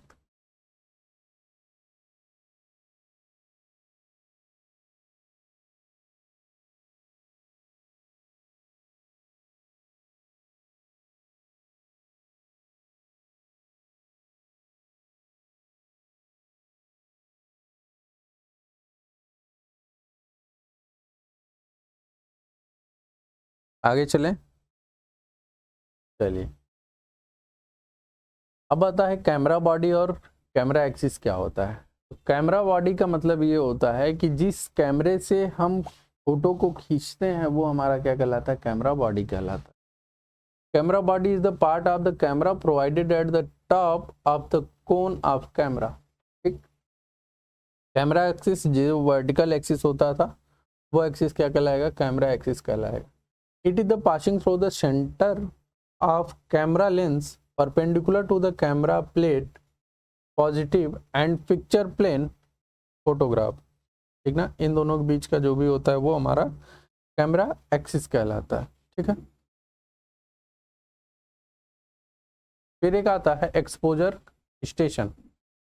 तो the point from where picture are taken is known an exposure station. अच्छा, एक्सपोजर स्टेशन का मतलब ये है कि हम कोई ग्राउंड पे कोई सर्वे करते हैं तो कहीं पे हम क्या करते हैं, ट्राइपॉड को लगा के यहाँ पे जो स्टेशन होता है यहीं पे क्या करते हैं, ट्राइपॉड को सेट करके और हम अपने इंस्ट्रूमेंट से इस एरिया का सर्वे हम क्या करते थे, कर लेते थे। ये किस कंडीशन में था, जब हमें ज़मीन पे सर्वे करना होता था, भूमि पे ग्राउंड पे सर्वे करना होता था। लेकिन जब हमें इसी सर्वे तो करना है लेकिन ऊपर से करना है तो वो स्टेशन, ये वाला स्टेशन कहाँ फिक्स होगा, फ्लाइट तो ऐसे उड़ती चली जाएगी तो सेट कहाँ होगा, तो जिस फ्लाइट के जेट में, जिस फ्लाइंग जेट में जिस पॉइंट पे कैमरा को हमने सेट किया है और उससे जो एक्सिस निकलता है और जो ग्राउंड पे आके पड़ता है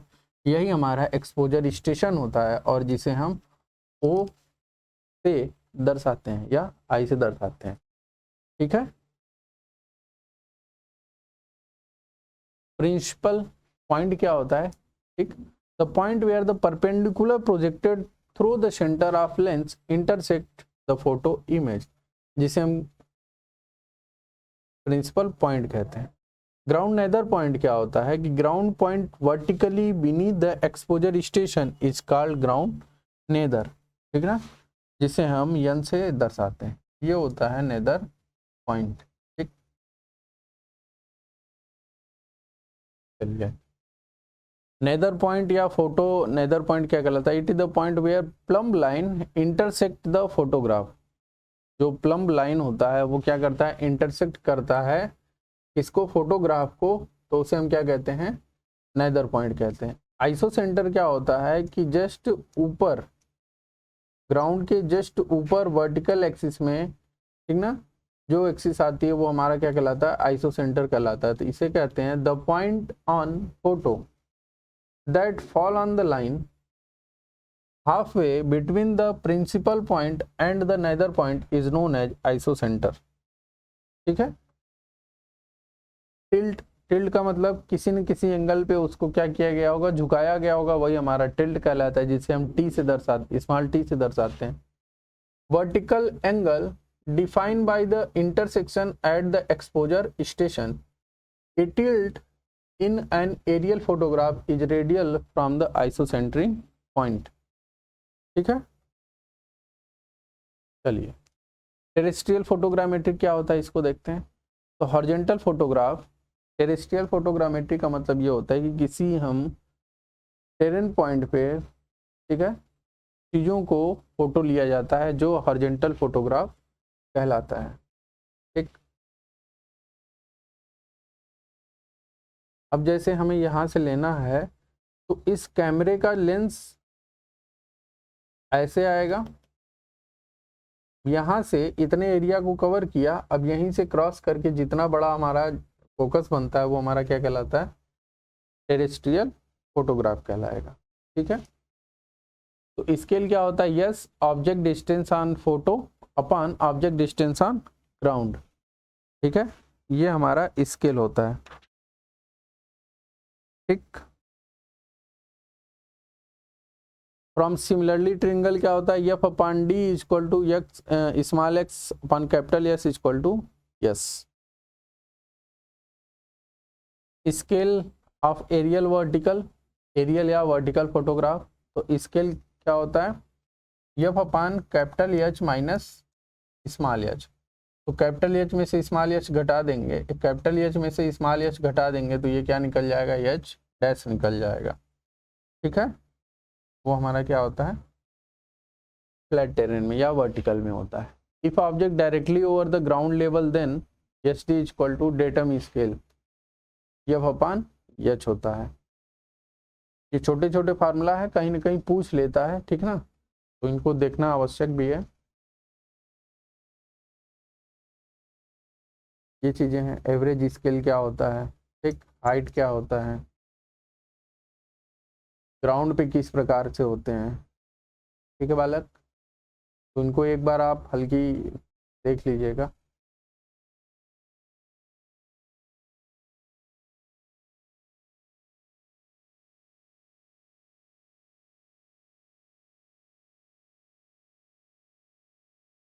यहाँ पे एक आता है रिलीफ डिस्प्लेसमेंट, ठीक है। देखिए यहाँ पे जैसे कोई टावर है और यहाँ हमारा क्या है, फ्लाइट है। अब यहाँ से हम फोटो ले रहे हैं तो एक एक्सिस नीचे गया, दूसरा सेंटर पे गया और तीसरा टॉप पे। तो हमें केवल और केवल इस एरिया का जो फोटो मिलता है ये रिलीफ डिस्प्लेसमेंट कहलाता है, ठीक ना। वही चीज़ें यहाँ पे दे रखी हैं।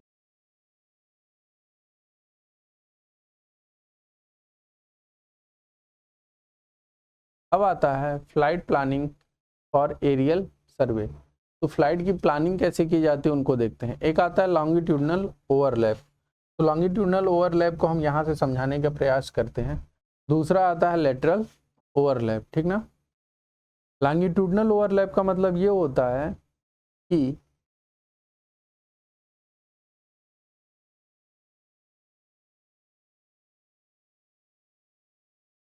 यहाँ पे देखिए ये कोई एरिया है जिसका हमें क्या करना है, फोटो लेना है। अब हमारी फ्लाइट यहाँ से चली, ठीक है, तो यहाँ से अभी हम फोटो नहीं लेंगे। फिर ये फ्लाइट यहाँ पे आई, फिर ठीक, अब हम यहाँ से फोटो लेंगे। ये एरिया कवर हुआ और फिर यहाँ से ये एरिया कवर हुआ यहाँ के फोटो से, ठीक ना। फर्स्ट क्लिक, फिर उसके बाद ये फ्लाइट उड़ती हुई आगे चली आई। ये नहीं कि एक बार क्लिक कर दिए और चीज़ें क्या हुई, फोटो को दूसरे क्लिक के लिए वेट करते, नहीं। जैसे होता ना कैमरे में कि 10 शॉट, 12 शॉट, 3 शॉट, एक ही बार क्लिक करेंगे तो क्लिक क्लिक क्लिक करके कई सारे फोटो, जितने शॉट आप रखेंगे उतने शॉट क्लिक हो जाता है। उसी प्रकार से इसमें करते हैं। तो जैसे ही फ्लाइट यहाँ से यहाँ बढ़ती है, ठीक है, और कैमरा क्लिक होते जा रहा है, फोटो क्लिक होती जा रही है। अब यहाँ का जो फोटो हम एरिया कवर होगा वो क्या होगा, इतना होगा।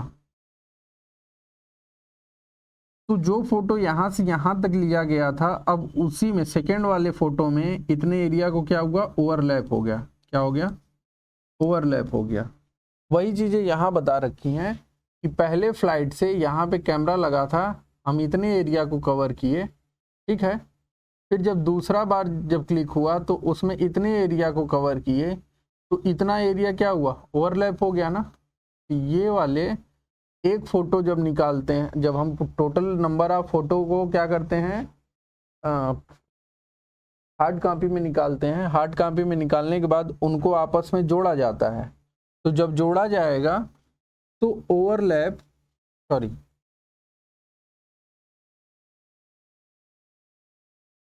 जब जोड़ा जाएगा तो उन फोटो को आपस में ऐसे, पहला ये और दूसरे वाले फोटो को इस पे रखेंगे तो दिख जाएगा कि ये दोनों फोटो ऐसे सीरियल से चलते चले गए हैं। तो यही फ़ायदा होता है।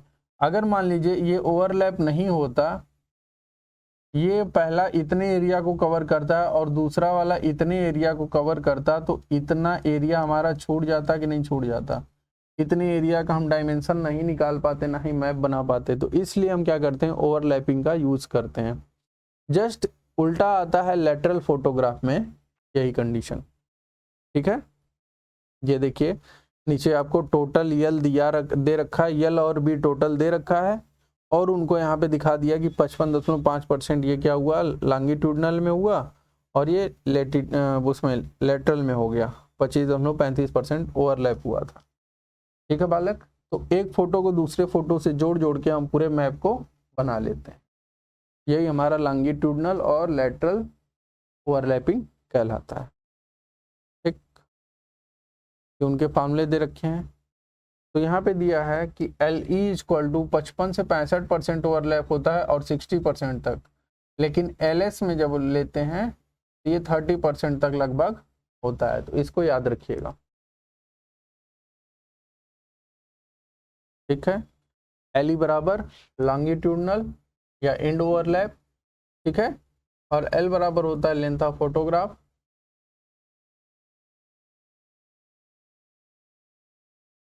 नंबर ऑफ फोटोग्राफ, तो नंबर ऑफ फोटोग्राफ कितना लेते हैं, तो फर्स्ट मेथड के हिसाब से इतना। ठीक है, ये सेकेंड मेथड है।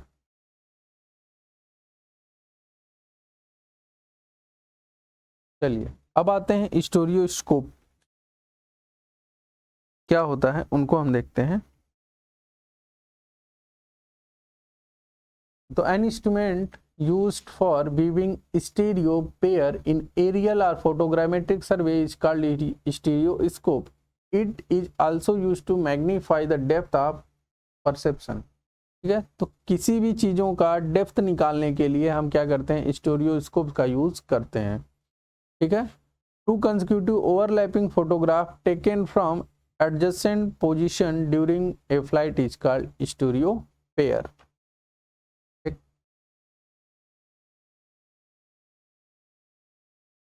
क्लासिफिकेशन ऑफ स्टीरियो, एक mirror stereo, lens scanning mirror, zoom और स्टीरियोस्कोपिंग प्लॉटिंग इंस्ट्रूमेंट, ये 5 प्रकार का होता है। ठीक है, ये था अभी तक का आपका फोटोग्रामेट्रिक या एरियल सर्वे। ठीक है बालक, उम्मीद करते हैं चीज़ें समझ में आएंगी, लेकिन स्टार्टिंग में जो चीज़ें थी टिल्ट ऑब्लिक, वही जो चीज़ें को क्वेश्चन में दे रखा था, ये आया था, वही सी चीज़ें आती हैं, इसलिए इस पर ज़्यादा फोकस नहीं किया जा रहा है। सेकेंड में आता है, इसके आगे जब आता है लास्ट वाला जो एडवांस सर्वे में लास्ट टॉपिक जो आता है हमारा, फील्ड एस्ट्रोनॉमी आता है। ठीक ना, फील्ड एस्ट्रोनॉमी का मतलब यही है कि हमारे एस्ट्रोनॉमिकल पॉइंट से या एस्ट्रोनॉमिकल मेथड से ग्रहों के बारे में जानकारी लेना या उनके क्षेत्र को जगह जगह पे या ज़रूरत के हिसाब से बांट देना, वो हमारा क्या कहलाता है, फोटोग्रामेट्रिक फील्ड एस्ट्रोनॉमी सर्वे कहलाता है। ठीक है, फील्ड एस्ट्रोनॉमी, देखिए field astronomy is required at the place where high degree of precision is required for determining the absolute position of point on earth।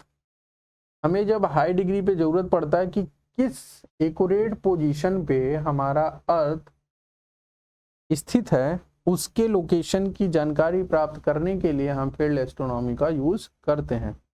Purpose क्या होता है कि it is use to determine the true meridian, latitude, longitude and time.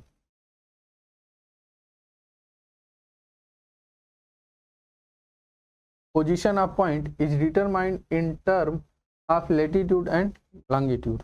ठीक है, किस term में हम निकालते हैं, लेटीट्यूड और लॉन्गिट्यूड में। डिटर्मिनेशन ऑफ ओरिएंटेशन, क्या निकालते हैं, ओरिएंटेशन को हम दिशा को ज्ञात करते हैं। अब इसमें जो चीज़ें हमें बात करनी है कि ट्रू मेरिडियन क्या होता है, लेटीट्यूड क्या होता है और लॉन्गिट्यूड क्या होता है, किसके वजह से हम अर्थ की पोजीशन को निकालते हैं, या अर्थ के पोजीशन पे अर्थ में रहने वाले किसी भी व्यक्ति का अगर एग्जैक्ट लोकेशन भी हमें जानकारी लेनी होती है, वो भी किस में शो होता है, लैटिट्यूड और लॉन्गिट्यूड में शो किया जाता है।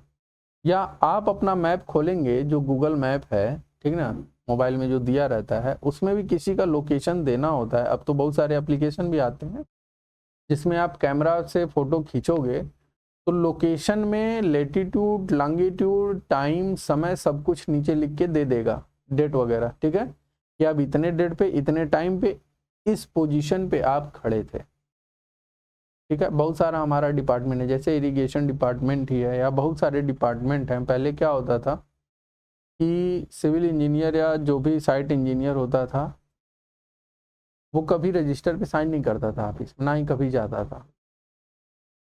और कहीं भी कोई भी चेकिंग वगैरह आता था, कोई उनको चेक भी नहीं कर सकता था। अगर कुछ आता भी है, कॉल जाती थी आप कहाँ हैं, तो कहते हम साइड पे हैं, भले ही वो घर सो रहे हों, तो उसका कोई लोकेशन नहीं जान पाता, ना ही कोई चेक कर पाता था। धीरे धीरे चीज़ें अपग्रेड होती चली गई। तो अब उनके सीनियर्स ये कहे कि अगर आप साइड पे जाते हैं और आपको डेली साइड पे जाना है और वहाँ से फ़ोटो खींच के लॉन्गिट्यूड लेटीट्यूड, ठीक ना, एट लोकेशन का, एट द टाइम पे, एट द डेट पे, वो चीज़ें हमें खींच के फ़ोटो भेजिएगा कि मैं उस समय पे था। अब उसमें कोई एडिट नहीं कर सकता। और ऊपर से वो डिपार्टमेंट, उनके सीनियर उस एप्लीकेशन को बोलते हैं कि आप इस एप्लीकेशन से ही फ़ोटो खींचेंगे, ठीक है। तो जब उस एप्लीकेशन से फ़ोटो खींचा जाता था तो ऑटोमेटिक वो चीज़ें आ जाती थी।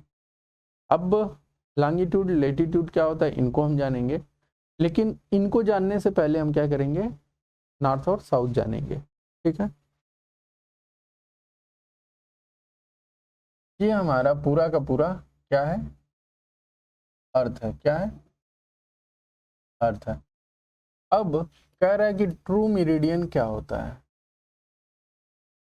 ट्रू मेरिडियन ये होता है कि नॉर्थ और साउथ से लिया गया कोई भी पॉइंट या नॉर्थ और साउथ के एग्जैक्ट लोकेशन का पता करना, ये हमारा क्या कहलाता है, मेरिडियन या ट्रू मेरिडियन कहलाता है। या कोई भी चीज़ें नॉर्थ साउथ के रेफरेंस से ही ली जाती हैं, वो हमारा ट्रू मेरिडियन कहलाता है। मेरिडियन जहाँ लग जाता है वहाँ हम समझ जाओ कि दिशा की बात कर रहा है, ठीक है। एक ट्रू मेरिडियन होता है और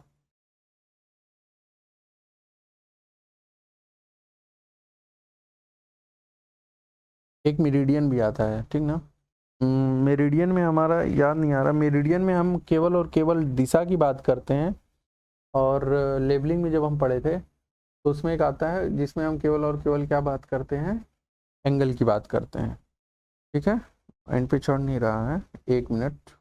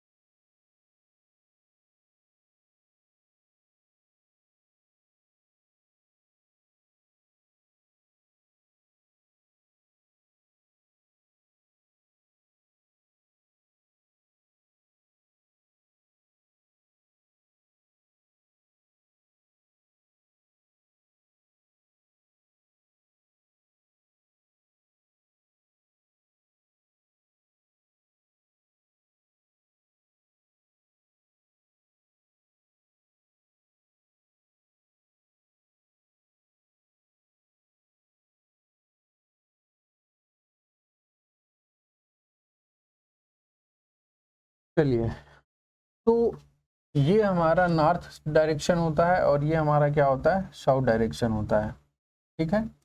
ये ईस्ट है और ये वेस्ट है। सपोज दैट करो मैं यहाँ पे हूँ, तो इन्हीं को क्या किया जाता है, बांट दिया जाता है, किसमें, कोऑर्डिनेट में।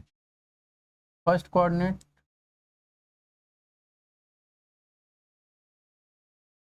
सेकेंड कोऑर्डिनेट, थर्ड कोऑर्डिनेट, ठीक है। और फोर्थ कोऑर्डिनेट में हम क्या करते हैं, बांट देते हैं। फर्स्ट कोऑर्डिनेट में हम क्या लेते हैं, plus plus minus plus minus minus, और यहाँ लेते हैं प्लस माइनस। तो जो भी हम इस पॉइंट पे हैं तो किस पे हैं, फर्स्ट कोऑर्डिनेट में हैं। तो इसका लॉन्गिट्यूड हम क्या लिखेंगे कि नॉर्थ के डायरेक्शन से इतने पॉइंट पे प्लस में 10 डिग्री 10 मिनट और 10 सेकेंड के दूरी पे हम यहाँ से खड़े हैं, ठीक ना। और फिर इसके बाद ऊपर से इधर से कहाँ से खड़े हैं, फिर हमारा लेटीट्यूड जब आएगा, लॉन्गिट्यूड भी क्या होगा, प्लस में। तो यहाँ से किस पॉइंट पे खड़े हैं, 10 डिग्री 10 मिनट 10 सेकेंड पे, ठीक है। तो ये हमारा लॉन्गिट्यूड और लेटीट्यूड होता है। फिर इधर जब आएंगे तो यही लॉन्गिट्यूड और लेटीट्यूड जो होगा, पहला वाला माइनस में लिखेंगे, दूसरा वाला किस में लिखेंगे, प्लस में लिखेंगे लेटीट्यूड को।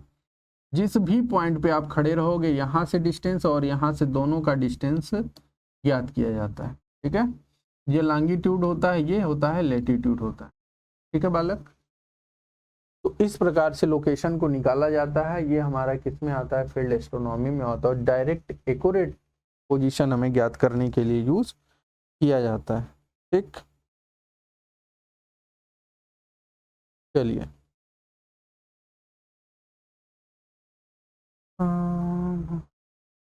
अर्थ revolve about the polar axis from west to east with a time period of 24 घंटा। कह रहा है कि अर्थ हमारा क्या होता है, रोटेट होता रहता है अपने पोलर एक्सिस पे, किधर, वेस्ट से ईस्ट की तरफ, और उसका 24 घंटा। ठीक है, अर्थ इलिप्टिसिटी क्या होता है कि E equal to equatorial radius minus polar radius by 2।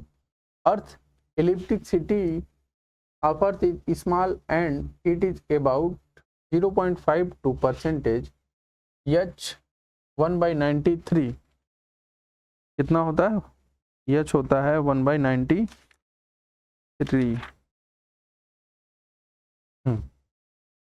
लगभग। तो we can consider it is sphere without calculating error.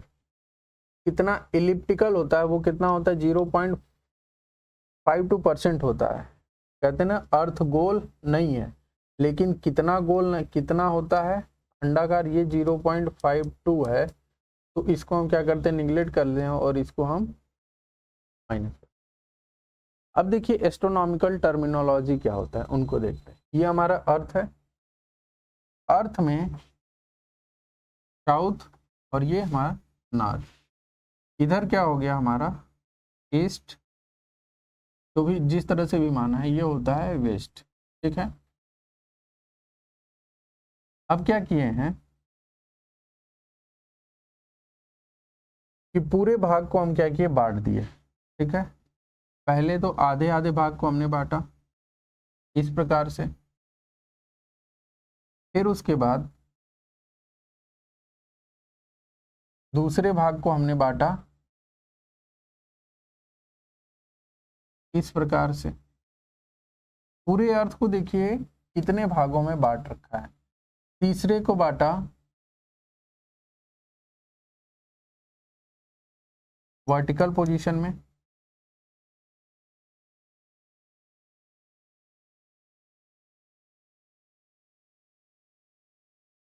तीसरे को बांटा वर्टिकल पोजीशन में, और चौथे को बांटा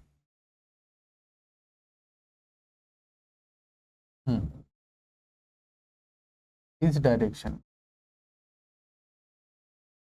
अब इसके बीच में आप कहीं भी रहिए, इनके अनुसार लिया जाएगा और माना जाएगा। जैसे ऑब्जर्वर मेरिडियन सर्किल, ठीक है, ये हो गया। फिर जब हम लेटीट्यूड की तरफ आएंगे, मतलब पोल से किधर आते हैं, ये हमारा पोल है। ठीक है, ये ऑब्लिक मतलब घूम रहा है, ये हमारा पोल है। पहले ये पोल ऊपर था, फिर ऐसे ऐसे घूमते घूमते ऐसे चलता चला जाएगा। ये जिनित क्या हुआ, ऊपर हो गया, और नाइदर पॉइंट हमारा कहाँ आएगा, नीचे आएगा।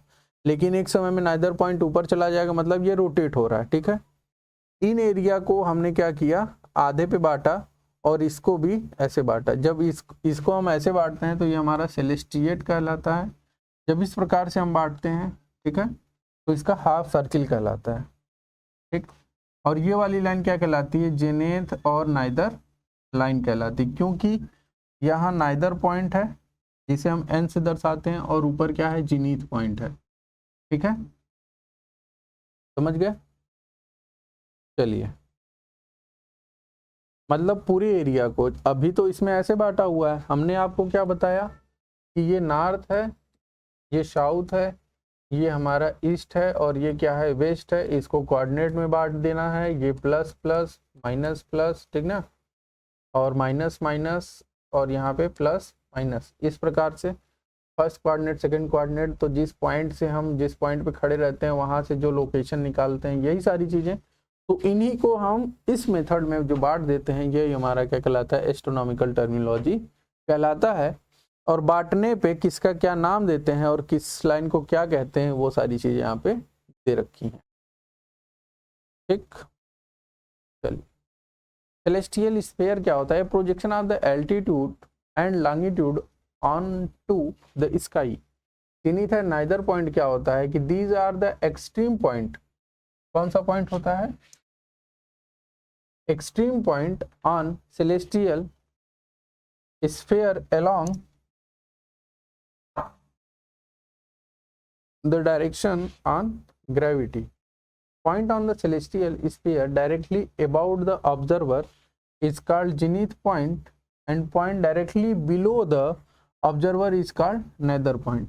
nether point हमेशा कहाँ रहता है, ऑब्जर्वर के नीचे, और उसके बाद जिनीथ पॉइंट कहाँ रहता है, ऑब्जर्वर के जस्ट ऊपर। ठीक है, जिनीथ पॉइंट कहाँ होता है, हमेशा ऊपर।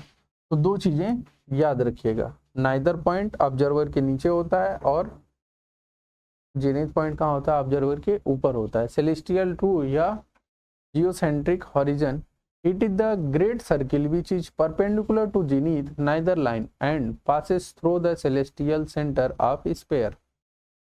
ठीक है, तो इसे हम क्या कहते हैं, सेलेस्टियल हॉरिजन भी बोलते हैं। ठीक, it is not necessary that the earth center of sphere also passes through the celestial center of sphere and vice versa. ये उतनी जरूरी हमारी चीजें नहीं होती हैं। टेरेस्ट्रियल पोल्स क्या होते हैं कि नॉर्थ पोल और साउथ पोल। ठीक है, उन्हीं को हम क्या कहते हैं, टेरेस्ट्रियल पोल बोलते हैं। ठीक, फिर आता है टेरेस्ट्रियल इक्वेटर। क्या होता है, the great circle of the earth, the plane which is at the right angle on the axis of rotation to the two pole are equidistant from it. celestial equator क्या होता है, तो ये वाली जो इस प्रकार से बांटे थे ये सेलेस्टियल होता है, और इस प्रकार से जो बांटे थे हम, वो क्या होता है, टेरेस्ट्रियल होता है। ठीक है, चलिए, सेंसिबल हॉरिजन, विजिबल हॉरिजन। ठीक है, vertical circle, the observer meridian, ये छोटे छोटे हमारी चीजें दे रखी हैं, इनको आप आराम से देखिएगा। Prime vertical, prime vertical control, north and south east, तो ये क्या होंगी, जिस पॉइंट से हम ले रहे हैं ईस्ट की तरफ या वेस्ट की तरफ, ईस्ट एंड वेस्ट पॉइंट कहलाता है। जब हम ऊपर से नॉर्थ की तरफ या साउथ की तरफ जाते हैं, वो हमारा नॉर्थ एंड साउथ पॉइंट कहलाता है। ठीक, लेटीट्यूड और को लेटीट्यूड आपको बताया कि फर्स्ट हमेशा किस में लेते हैं, पॉजिटिव और निगेटिव में। पॉजिटिव कब होता है, जब नॉर्थ इक्वेटर पे, और माइनस किधर होता है, साउथ इक्वेटर पे। ठीक है, और जब वर्टिकल एंगल लेना होता है इक्वेटर के ऊपर या नीचे, तो ये किस में होता है, लेटीट्यूड बोलते हैं। को लेटीट्यूड क्या कहलाता है, it is the angular distance from zenith to the pole, और जेनिथ क्या होता है, ऑब्जर्वर के ऊपर लिया गया, वो क्या कहलाता है, को लेटीट्यूड कहलाता है। It is completely 90 minus theta. ठीक है, लॉन्गिट्यूड क्या होता है, the horizontal angle between the fix meridian, prime meridian, fix meridian मतलब नॉर्थ और साउथ से, the normally adopted prime meridian. ठीक है, is the Greenwich, it is the measure the plane of equator and its express in degree और hour, minute and second. ठीक है, किस में किया जाता है, डिग्री, मिनट या सेकेंड में।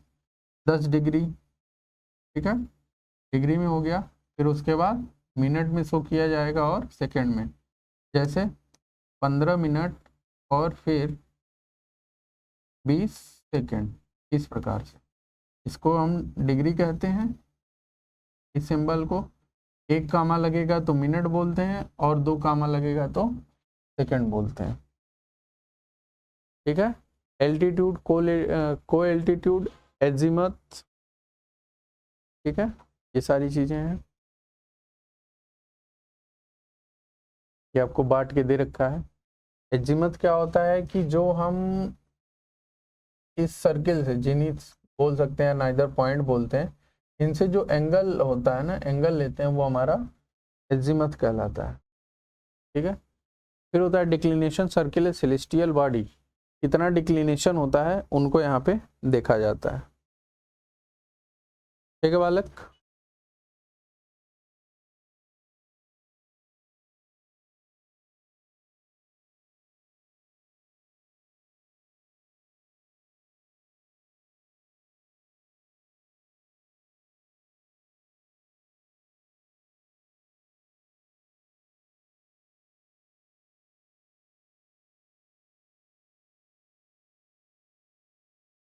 लास्ट पॉइंट में हमारा क्या आता है कि कुछ ऑब्जर्वेशन डायरेक्ट पूछ लेता है कि जीएमटी क्या होता है, तो ग्रीनविच मीन टाइम कहते हैं। एलएमटी क्या होता है, लोकल मीन टाइम कहते हैं। एलएसटीडी क्या होता है कि लोकल स्टैंडर्ड टाइम कहलाता है। एसआई क्या कहलाता है, साइडेरियल इंटरवल होता है। एचए क्या होता है, हावर एंगल होता है। एलएमएम क्या होता है, लोकल मीन मिडनाइट। और जीएसटी क्या होता है, ग्रीनविच साइडेरियल टाइम होता है। ठीक है, ये था हमारा फील्ड एस्ट्रोनॉमी में। और ये कभी कभी आपको उसमें पूछ लेता है कि शॉर्ट फॉर्म में दे देगा और ऑप्शन में पूछ लेगा कि इसको हम क्या कहते हैं। ठीक है, तो उम्मीद करते हैं चीज़ें समझ में आई होंगी। ठीक है बालक, चलिए, थैंक यू।